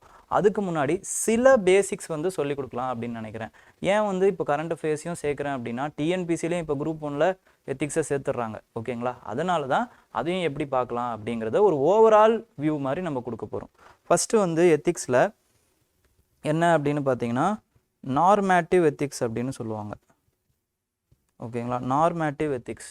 ஓகே, எப்படி இருக்கணும் அப்படிங்கிற அதை சொல்கிறது தான் வந்து என்னன்னு பார்த்தீங்கன்னா நார்மேட்டிவ் எத்திக்ஸ். நம்ம வாழ்க்கை எப்படி இருக்கணும் அப்படிங்கிற சொல்கிறது நார்மேட்டிவ் எத்திக்ஸ். டிஸ்கிரிப்டிவ் எத்திக்ஸ் அப்படின்னு சொல்லுவாங்க. டிஸ்கிரிப்டிவ் அப்படிங்கிறது நம்ம வாழ்க்கை எப்படி இருக்குது அப்படிங்கிறத சொல்கிறது தான் டிஸ்கிரிப்டிவ் ஆர் அப்ளைடு எத்திக்ஸ் அப்படின்னு சொல்லுவாங்க. ஓகேங்களா, அப்ளைடு எத்திக்ஸ். ஓகே, இந்த நார்மேட்டிவ் எத்திக்ஸ்குள்ளே தான் நிறைய வகைகள் இருக்குது. என்னென்ன வகைகள்னால் கான்சிக்வன்சியலிசம், அப்புறமா வந்து டியான்டாலஜி. பேரை பார்த்து பயப்படாதீங்க, ஒன்றுமே இல்லை, எளிமையாக சொல்கிறேன். ஓகேங்களா, நெக்ஸ்ட்டு வந்து வர்ச்சு எத்திக்ஸ். ஓகேங்களா, இந்த மாதிரியான டைப்ஸ்லாம் வந்து நார்மேட்டிவ் எத்திக்ஸில் தான் இருக்குது. கான்சிக்வென்ஷியலிசம் அப்படின்னா என்னன்னு பார்த்தீங்கன்னா விளைவுவாதம் அப்படின்னு சொல்லுவாங்க. விளைவு கான்சிக்வன்ஸுங்கிறது விளைவு. ஓகேங்களா, விளைவுவாதம் அப்படிங்கிறது தான் வந்து கான்சிக்வென்ஷியலிசம். அப்போ இவங்கள மாதிரி ஆளுங்க என்ன நினைப்பாங்க அப்படின்னு பார்த்தீங்கன்னா, ஃபஸ்ட்டு விஷயம், போகிற பாதை எப்படி ஒன்றாலும் இருக்கலாம், ஆனால் போய் சேர்ற இடம் நம்ம இலக்கை வந்து எப்படி ஒன்றாலும் போய் சேரலாம் அப்படிங்கிறது தான். ஓகேங்களா, எந்த பாதையை பயன்படுத்தினாலும் எந்த பாதையை பயன்படுத்தியாவது நம்ம வந்து நம்மளுடைய இலக்கை அடைஞ்சிடணும். அதுதான் வந்து அந்த கான்சிக்வன்ஸ்.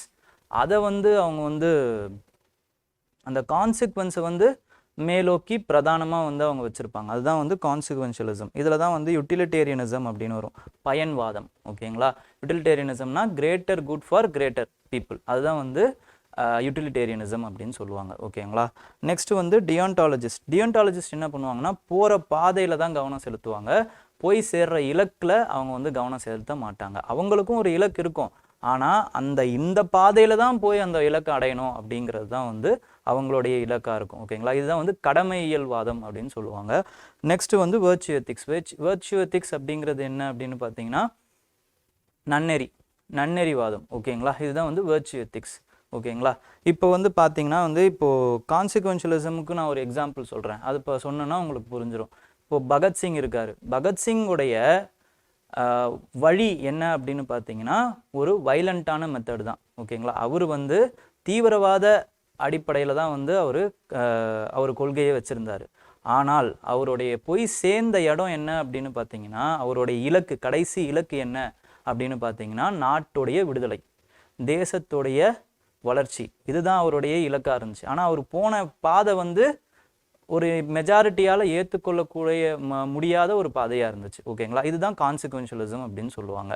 போகிற பாதையில் அவங்க வந்து கவனம் செலுத்த மாட்டாங்க, போய் சேர்ற இலக்கு தான் அவங்களுக்கு முக்கியம். இல்லை இப்படியும் சொல்லலாம், சுபாஷ் சந்திர போஸையும் இந்த கான்சிக்வென்ஷியலிசமில் ஒரு எக்ஸாம்பிளாக சொல்லலாம். டியன்டாலஜிஸ்டில் யாரை வந்து சொல்லலாம் அப்படின்னு பார்த்தீங்கன்னா, காந்திஜியை சொல்லலாம். ஓகேங்களா, காந்திஜியை பொறுத்த வரைக்கும் போய் சேர்ற இடம் வந்து அவரோட இலக்கும் இண்டிபெண்டன்ஸ் தான். ஆனால் இண்டிபெண்டன்ஸ்க்காக அவர் என்ன வேணாலும் பண்ணலான்னு நினைக்கல. அவர் வந்து நான் வயலன்ஸ், அகிம்சை முறையில் சத்தியாகிரகம் பண்ணி தான் நான் வந்து இந்த இண்டிபெண்டன்ஸை வந்து அடையணும்னு நினச்சாரு. அப்போது இதுதான் வந்து என்னென்னு பார்த்தீங்கன்னா கடமையியல்வாதம் அப்படின்னு சொல்லுவாங்க. ஓகேங்களா, வெர்ச்சு எத்திக்ஸை பார்த்தீங்க அப்படின்னா வந்து ஃபஸ்ட்டு வெர்ச்சு எத்திக்ஸை வந்து சொன்னவங்க யார் அப்படின்னு பார்த்தீங்கன்னா, 3000 வருஷத்துக்கு முன்னாடி கிரேக்க நாட்டில் இருக்கிற அறிஞர்களான சாக்ரட்டிஸ், பிளாட்டோ, அரிஸ்டாட்டில் இவங்கெல்லாம் சொல்லியிருப்பாங்க. இவங்க தான் வந்து இந்த வெர்ச்சு எத்திக்ஸ், அதாவது வந்து உண்மையாக இருக்கணும் அப்படிங்கிறத சொல்கிறாங்க. உண்மையை வந்து கடைபிடிக்கணும், உண்மையாக இருக்கணும், நேர்மையாக இருக்கணும், இதுதான் அவங்களுடைய வெர்ச்சு எத்திக்ஸ். அவங்க வந்து என்ன சொல்லியிருப்பாங்கன்னா வந்து கோல்டன் மீன் அப்படிங்கிற அந்த விஷயத்த சொல்லியிருப்பாங்க. ஓகேங்களா, ஸோ இந்த ஒரு ஓவரால் ஐடியா கிடச்சதுக்கப்புறம் இப்போ நம்மளுடைய எக்ஸாம்பிள்ஸுக்கு போகலாம். இந்த ஒவ்வொரு விஷயத்தையும் எப்படி வந்து இந்த தியரி படியும் அணுகணும், அதே மாதிரி வந்து நம்ம போர்ஷனில் இருக்கிற மாதிரியும் எப்படி அணுகலாம் அப்படிங்கிறத நம்ம பார்ப்போம். ஃபஸ்ட்டு வந்து என்ன அப்படின்னு பார்த்தீங்கன்னா, ரஷ்ய போருக்கு ஆயுத கொள்முதல், உக்ரைனில் $40 மில்லியன் வந்து ஊழல் அப்படிங்கிறது தான் ஃபஸ்ட்டு தகவல். இதில் பார்த்தீங்க அப்படின்னா வந்து உக்ரைனுடைய உக்ரைனில் இருக்க அஃபீஷியல்ஸ் வெப்பன்ஸ் வாங்குறதுல ஊழல் பண்ணியிருக்காங்க, கரப்ஷன் பண்ணியிருக்காங்க. ஓகேங்களா, இதில் என்ன சொல்லலாம் அப்படின்னு பார்த்தீங்கன்னா, நம்மளுடைய கவர்னன்ஸ் இருக்குது இல்லைங்களா, கவர்னன்ஸில் ஆளுகை அப்படின்னு சொல்லுவாங்க. இந்த ஆளுகையில் வந்து பார்த்தீங்க அப்படின்னா வந்து நேர்மையற்ற தனம் இருக்குது அப்படிங்கிறத சொல்கிறாங்க. அப்போது நேர்மையான ஆளுகை வேணும்,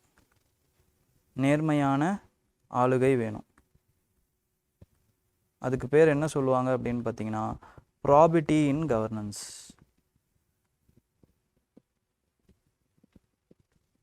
இந்த ஆட்சி முறை, கவர்மெண்ட் அப்படிங்கிறது என்ன அப்படின்னு பார்த்தீங்கன்னா நம்மளை ஆட்சி செய்கிறவங்க, கவர்னன்ஸ் அப்படிங்கிறது என்ன அப்படின்னு பார்த்தீங்கன்னா அவங்களுடைய ஆட்சி முறை.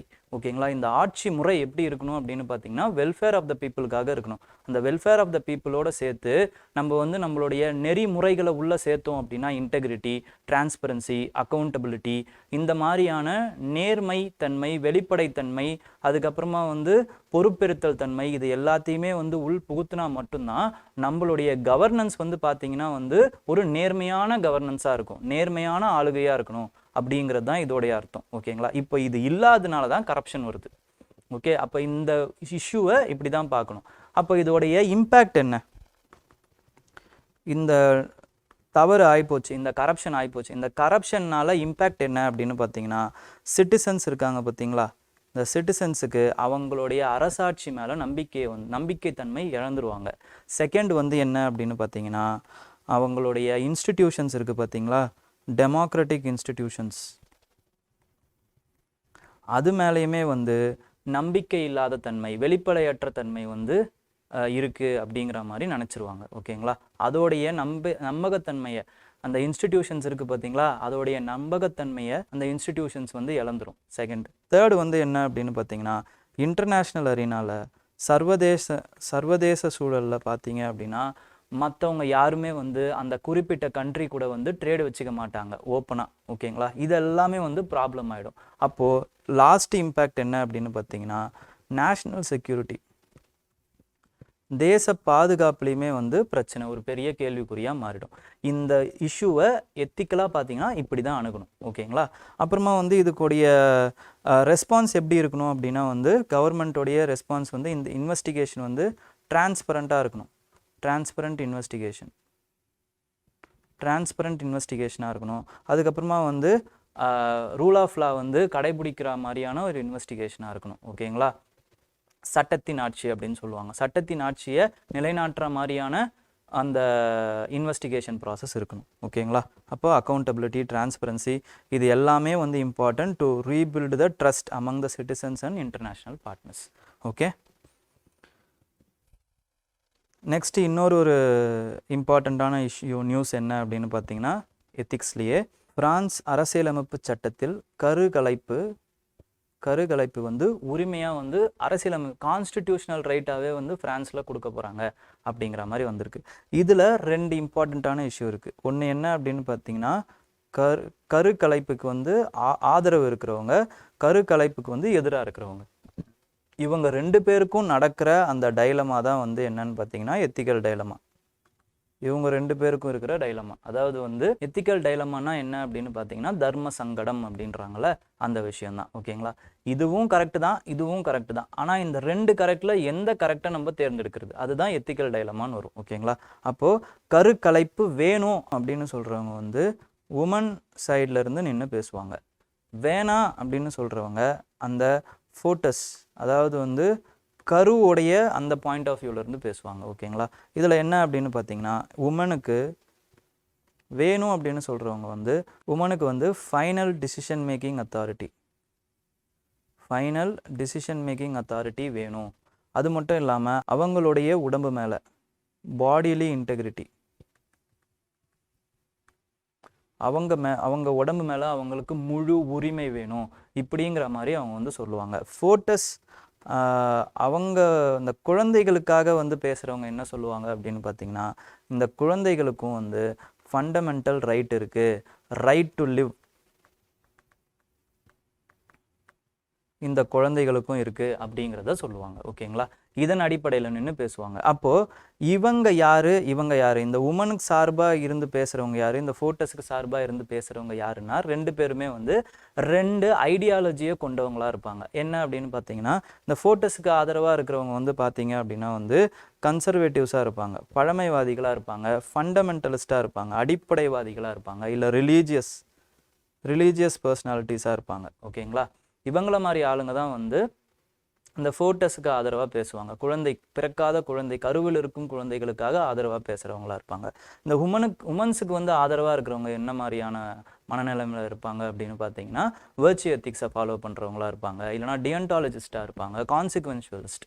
ஓகேங்களா, யுட்டிலிட்டேரியனிசம் ஃபாலோ பண்ணி சொல்லுவாங்க. இப்போ யுட்டிலிட்டேரியனிசமில் greater good for greater people, இதுதானே அதோடைய நோக்கம். அப்போது கருக்கலைப்பை வந்து உமனுக்கு வந்து ஆதரவு கொடுத்துட்டோம் அப்படின்னு வச்சுக்கோங்களேன். அப்போ உமனுக்கு என்ன கிடைக்கும் அப்படின்னு பார்த்தீங்கன்னா ஒரு நம்பிக்கை, அவங்க பேரில் அவங்களுக்கே ஒரு நம்பிக்கை வரும். அது மட்டும் இல்லாமல் அவங்களால வந்து சுதந்திரமாக செயல்பட முடியும். இதனால் வந்து அவங்க சொசைட்டிக்கு அவங்களால நிறைய கான்ட்ரிபியூட் பண்ண முடியும், எக்கனாமிக்கலாகவும் அவங்களால கான்ட்ரிபியூட் பண்ண முடியும். அப்போ ஒரு எக்கனாமிக்கல் ஸ்டேட்டஸை அடைஞ்சதுக்கப்புறம் அவங்க வந்து எனக்கு வந்து ஒரு குழந்தை வேணும் அப்படிங்கிறத நினச்சாங்க அப்படின்னா வந்து சொசைட்டிக்கும் அது லாபம், அதே மாதிரி அந்த குழந்தைகளுக்கும், வருங்கால குழந்தைகளுக்கும் லாபம், நேஷ்னலுக்கும் லாபம். இந்த மாதிரி வந்து நம்ம கான்சிக்வென்ஷலிஸ்ட், ஓகேங்களா, இல்லைனா வந்து யூட்டிலிட்டேரியனிசம் படி நம்ம பார்க்கலாம். ஓகேங்களா, ஸோ இதெல்லாம் தான் வந்து இப்படியெல்லாம் தான் வந்து பார்க்கணும். ஒரு இஷ்யூவை இப்படியெல்லாம் பார்த்தீங்கன்னா அது எத்திக்கல் பாயிண்ட் ஆஃப் வியூவில் நமக்கு கிடைக்கும். ஓகேங்களா,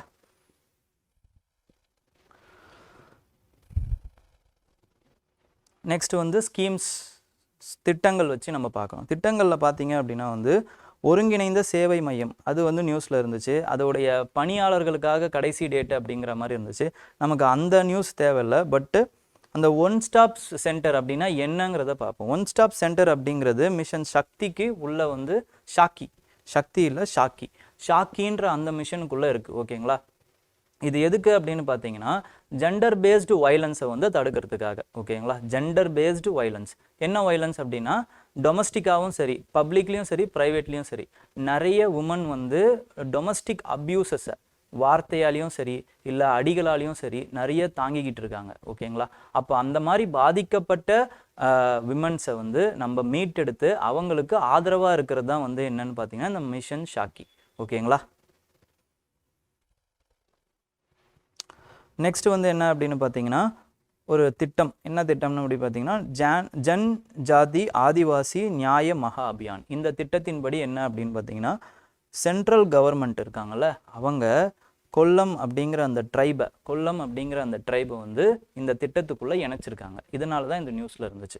அப்போது இந்த ஜன் ஜாதி ஆதிவாசி நியாய மகா அபியான் அப்படின்னா என்னென்னா இப்போ ஜன் அப்படின்னா வந்து மக்கள் அப்படின்னு அர்த்தம். ஓகேங்களா? மக்கள், ஆதிவாசி அப்படின்னா வந்து பழங்குடியினர். ஓகேங்களா? அப்போ பழங்குடியினருக்கு வந்து ஒரு பெரிய திட்டமாக வந்து இதை வந்து செயல்படுத்த போகிறாங்க. அப்படி என்ன திட்டம் அது அப்படின்னு பார்த்தீங்கன்னா ஒரு 11 அடிப்படை வசதிகளை வந்து இந்த பழங்குடியினருக்கு வந்து செஞ்சு கொடுக்க போகிறாங்க. அதுவும் எந்த மாதிரியான பழங்குடியினர் அப்படின்னு பார்த்தீங்கன்னா பிவிடிஜி அப்படின்னு சொல்லுவாங்க, பர்டிகுலர்லி வல்னரபிள் ட்ரைபல் குரூப்ஸ். இவங்களை வந்து தேர்ந்தெடுத்து இவங்க பார்த்தீங்கன்னா நாடு ஃபுல்லாக வந்து கிட்டத்தட்ட 75 பேர் இருக்காங்க, 75 அமைப்பு இருக்குது. ஓகேங்களா? இந்த மாதிரி பர்டிகுலர்லி வல்னரபிள் ட்ரைபல் குரூப்ஸ்ன்ட்டு இந்த எல்லாரையுமே வந்து அவங்க இணைக்கல, கொஞ்சம் கொஞ்சமாக இணைச்சிக்கிட்டு இருக்காங்க. எல்லா ட்ரைபல் குரூப்ஸையுமே வந்து இணைச்சிக்கிட்டு இருக்காங்க. ஓகேங்களா? இதில் கொல்லம் ட்ரைப் இப்போ வந்து லேட்டஸ்ட்டாக இணைச்சிருக்காங்க. அதனால இந்த நியூஸ் வந்து வந்தது. அப்போ கொல்லம் ட்ரைப் எந்த ஸ்டேட்டில் பர்டிகுலர்லி வல்னரபிள் ட்ரைபல் குரூப் அப்படின்னு பார்த்தீங்கன்னா ஆந்திர பிரதேஷ்லையும் மகாராஷ்டிராலையும். ஓகேங்களா?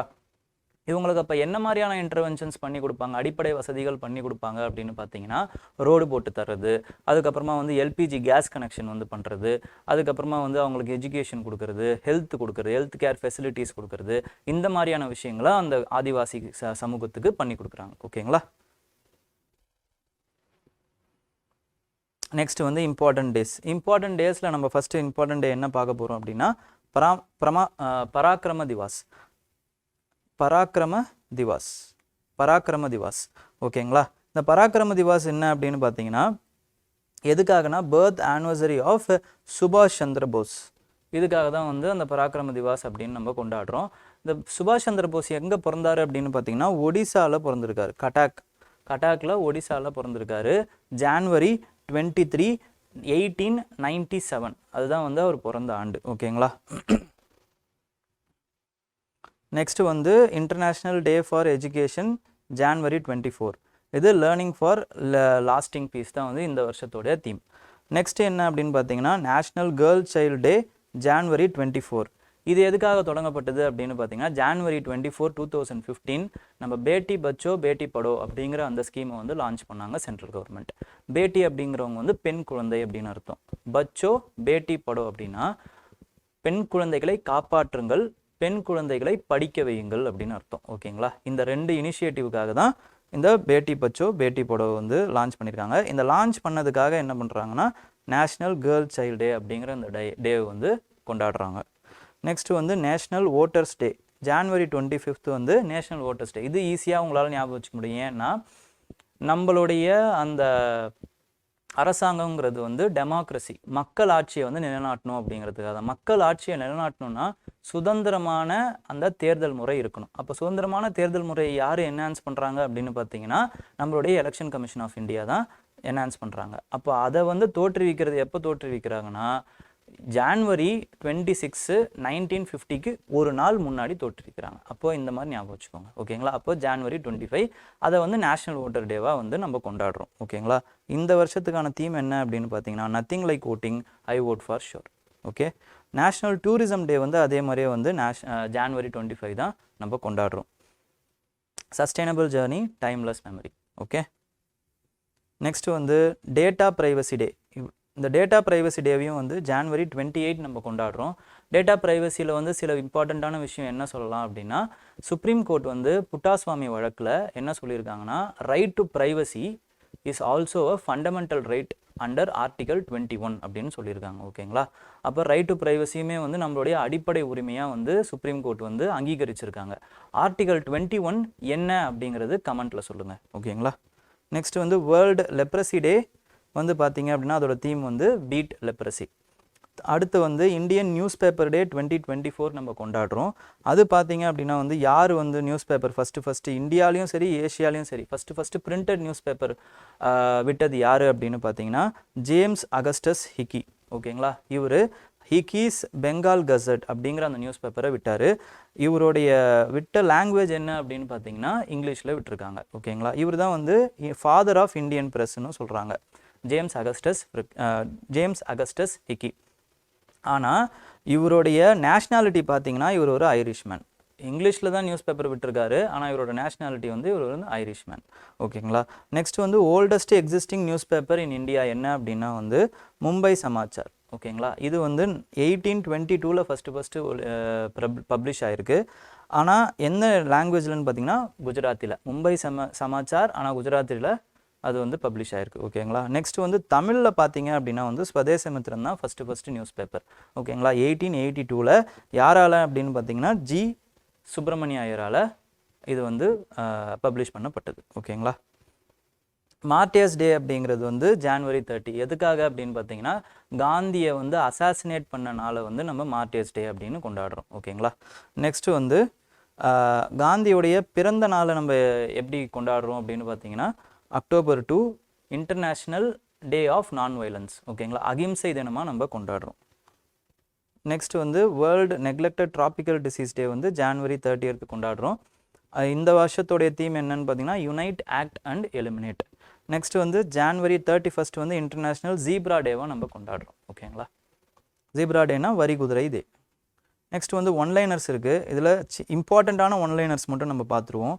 இம்பார்ட்டண்டான ஒன்லைனர்ஸ் அப்படின்னு பார்த்தீங்கன்னா முகமது ஜுபீர் அப்படின்ற ஒருத்தர் இருக்கார் இல்லைங்களா, அவர் வந்து is a co-founder of Alt News அப்படிங்கிற அந்த வெப்சைட். இது வந்து ஒரு ஃபேக்ஸ் செக்கிங் வெப்சைட். ஓகேங்களா?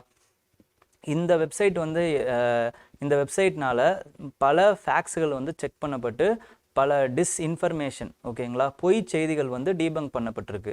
அதில் ஒரு இம்பார்ட்டண்ட்டான செய்தி என்ன அப்படின்னு பார்த்தீங்கன்னா உங்களை எல்லாருக்குமே தெரியும், சமீபமாக வந்து வட இந்தியர்கள் வந்து தமிழ்நாட்டில் வந்து நிறைய பேர் தாக்கப்படுறாங்க அப்படின்ட்டு வந்து வட இந்திய ஊடகங்கள் வந்து பொய்யான செய்திகளை பரப்புனாங்க. அந்த பொய்யான செய்திகளை வந்து டீபங்க் பண்ணதுனால இவருக்கு வந்து மத நல்லிணக்க விருதான கோட்டை அமீர் மெடல் வந்து கொடுத்துருக்காங்க. அதனால தான் இது நியூஸில் இருந்துச்சு. நெக்ஸ்ட் வந்து சீஃப் மினிஸ்டர் M.K. ஸ்டாலின் அவர்கள் என்ன சொல்லியிருக்காரு அப்படின்னு பார்த்தீங்கன்னா காந்தியை வந்து அசாசினேட் பண்ணனால நம்ம ரிலீஜியஸ் ஹார்மனி டேவாக நம்ம அனுசரிக்கணும் அப்படிங்கிறத சொல்லியிருக்காரு. ஓகேங்களா? நெக்ஸ்ட் வந்து நேஷ்னல் லெவலில் பார்த்தீங்கன்னா ஜென்ரல் இன்சூரன்ஸ் கவுன்சில் இருக்காங்கல்ல, அவங்க வந்து கேஷ்லெஸ் எவ்ரிவேர் அப்படிங்கிற அந்த இனிஷியேட்டிவ் வந்து லான்ச் பண்ணியிருக்காங்க. இது என்ன இனிஷியேட்டிவ் அப்படின்னு பார்த்தீங்கன்னா இப்போ எல்லாருமே வந்து ஒரு இன்சூரன்ஸ் எடுப்பாங்க. அவங்களோட இன்சூரன்ஸ் பார்த்தீங்க அப்படின்னா வந்து அவங்களுக்கு தேவைப்படுறப்ப வந்து பயன்படாது. ஏன்னா வந்து அவங்க போட்ட இன்சூரன்ஸ் வந்து அவங்க நோய்க்கு வந்து கவர் ஆகாமல் இருக்கலாம், இல்லைனா வந்து அவங்க போய் சேர்ற ஹாஸ்பிட்டலில் வந்து கவர் ஆகாமல் இருக்கலாம். இதனால் இன்சூரன்ஸுக்கு எதிரான மனநிலை வந்து மக்கள்கிட்ட அதிகமாக இருக்கிறதுனால இந்த இன்சூரன்ஸை நிறைய பேர் போடணுன்றதுனால என்ன பண்ணியிருக்காங்கன்னா நீங்கள் உங்களுக்கு இன்சூரன்ஸ் இருந்தாலே போதும், எந்த ஹாஸ்பிட்டலில் ஒன்றாலும் எந்த நோய்க்கு ஒன்றாலும் நீங்கள் சேர்ந்து அனுமதித்து அந்த இன்சூரன்ஸை வாங்கிக்கலாம் அப்படின்னு வந்து இந்த ஜென்ரல் இன்சூரன்ஸ் கவுன்சில் வந்து முடிவு பண்ணியிருக்காங்க. இதுதான் வந்து கேஷ்லெஸ் எவ்ரிவேர் இனிஷியேட்டிவ். ஓகேங்களா? நெக்ஸ்ட் வந்து சென்ட்ரல் கவர்மெண்ட் என்ன பண்ணியிருக்காங்க அப்படின்னு பார்த்தீங்கன்னா இந்தியா மியான்மருக்கு எல்லை ஓரமாக வந்து பார்டர் அமைக்கணும், ஃபென்ஸ் அமைக்கணும் அப்படிங்கிற முடிவு பண்ணியிருக்காங்க. அப்போது இந்தியா மியான்மர் வந்து எவ்வளோ கிலோமீட்டர் பார்டரை வந்து தாங்குது அப்படிங்கிறது நமக்கு தெரியணும். எந்தெந்த மாநிலங்கள் வந்து இந்தியா மியான்மர் பார்டரை வந்து ஷேர் பண்ணுது அப்படிங்கிறது நமக்கு தெரியணும். எந்தெந்த மாநிலங்கள்னால் அருணாச்சல் பிரதேஷ், நாகாலாந்து, மணிப்பூர், மிசோரம். ஓகேங்களா? இந்த 4 மாநிலம் வந்து மியான்மர் கூட வந்து பார்டர் ஷேர் பண்ணுறாங்க. அது மட்டும் இல்லாமல் பார்டர் ஏரியா வந்து பார்த்தீங்க அப்படின்னா வந்து 1643 கிலோமீட்டர்ஸ். ஓகேங்களா?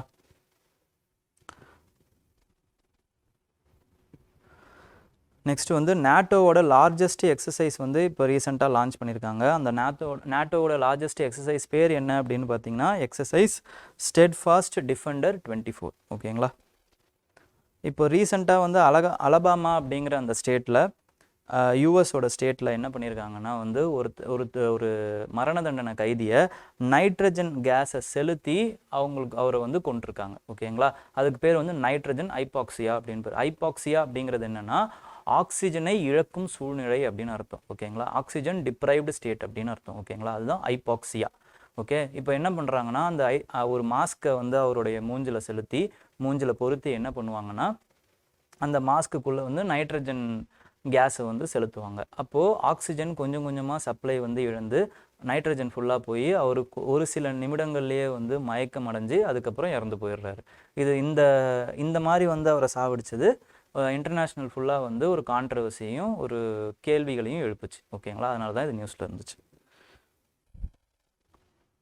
நெக்ஸ்ட்டு ஆர்பிஐ என்ன பண்ணியிருக்காங்க அப்படின்னு பார்த்தீங்கன்னா ஃபஸ்ட்டு அவங்களுடைய finance for panchayat Raj institution அப்படிங்கிற அந்த ரிப்போர்ட்டை வந்து வெளியிட்டிருக்காங்க.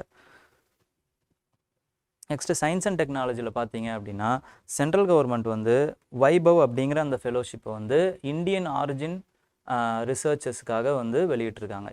இதன்படி பார்த்தீங்க அப்படின்னா ஓசிஐயாக இருக்கிறவங்க, அதாவது வந்து ஓவர்சீஸ் சிட்டிசன்ஸ் ஆஃப் இந்தியா, அவங்க என்ன பண்ணலான்னா இந்த இந்தியன் இன்ஸ்டிடியூஷன்ஸுக்கு வந்து அவங்களுடைய நாலேஜை வந்து ஒரு 2 மாதம் வந்து தங்கி மற்றவங்களுக்கு வந்து சொல்லி தந்துட்டு போகலாம். ஓகேங்களா. இதுதான் வைபவ் ஃபெலோஷிப். ஓகேங்களா. அதுக்கப்புறமா வந்து இந்தியன் இம்யூனாலஜிக்கல் லிமிடெட் வந்து first indigenously developed vaccine for hepatitis ஏக்கு வந்து ஒரு வேக்சின் கண்டுபிடிச்சிருக்காங்க, தடுப்பூசி. அந்த வேக்சின் பேர் என்னன்னு பார்த்தீங்கன்னா ஹாவிஷோர். ஓகேங்களா. நெக்ஸ்ட் வந்து பார்த்தீங்க அப்படின்னா வந்து மோனாலிசா பெயிண்டிங்கை வந்து ரீசெண்டாக நடந்த ஃப்ரான்ஸில் வந்து விவசாயிகள் வந்து ஒரு போராட்டம் நடந்தது.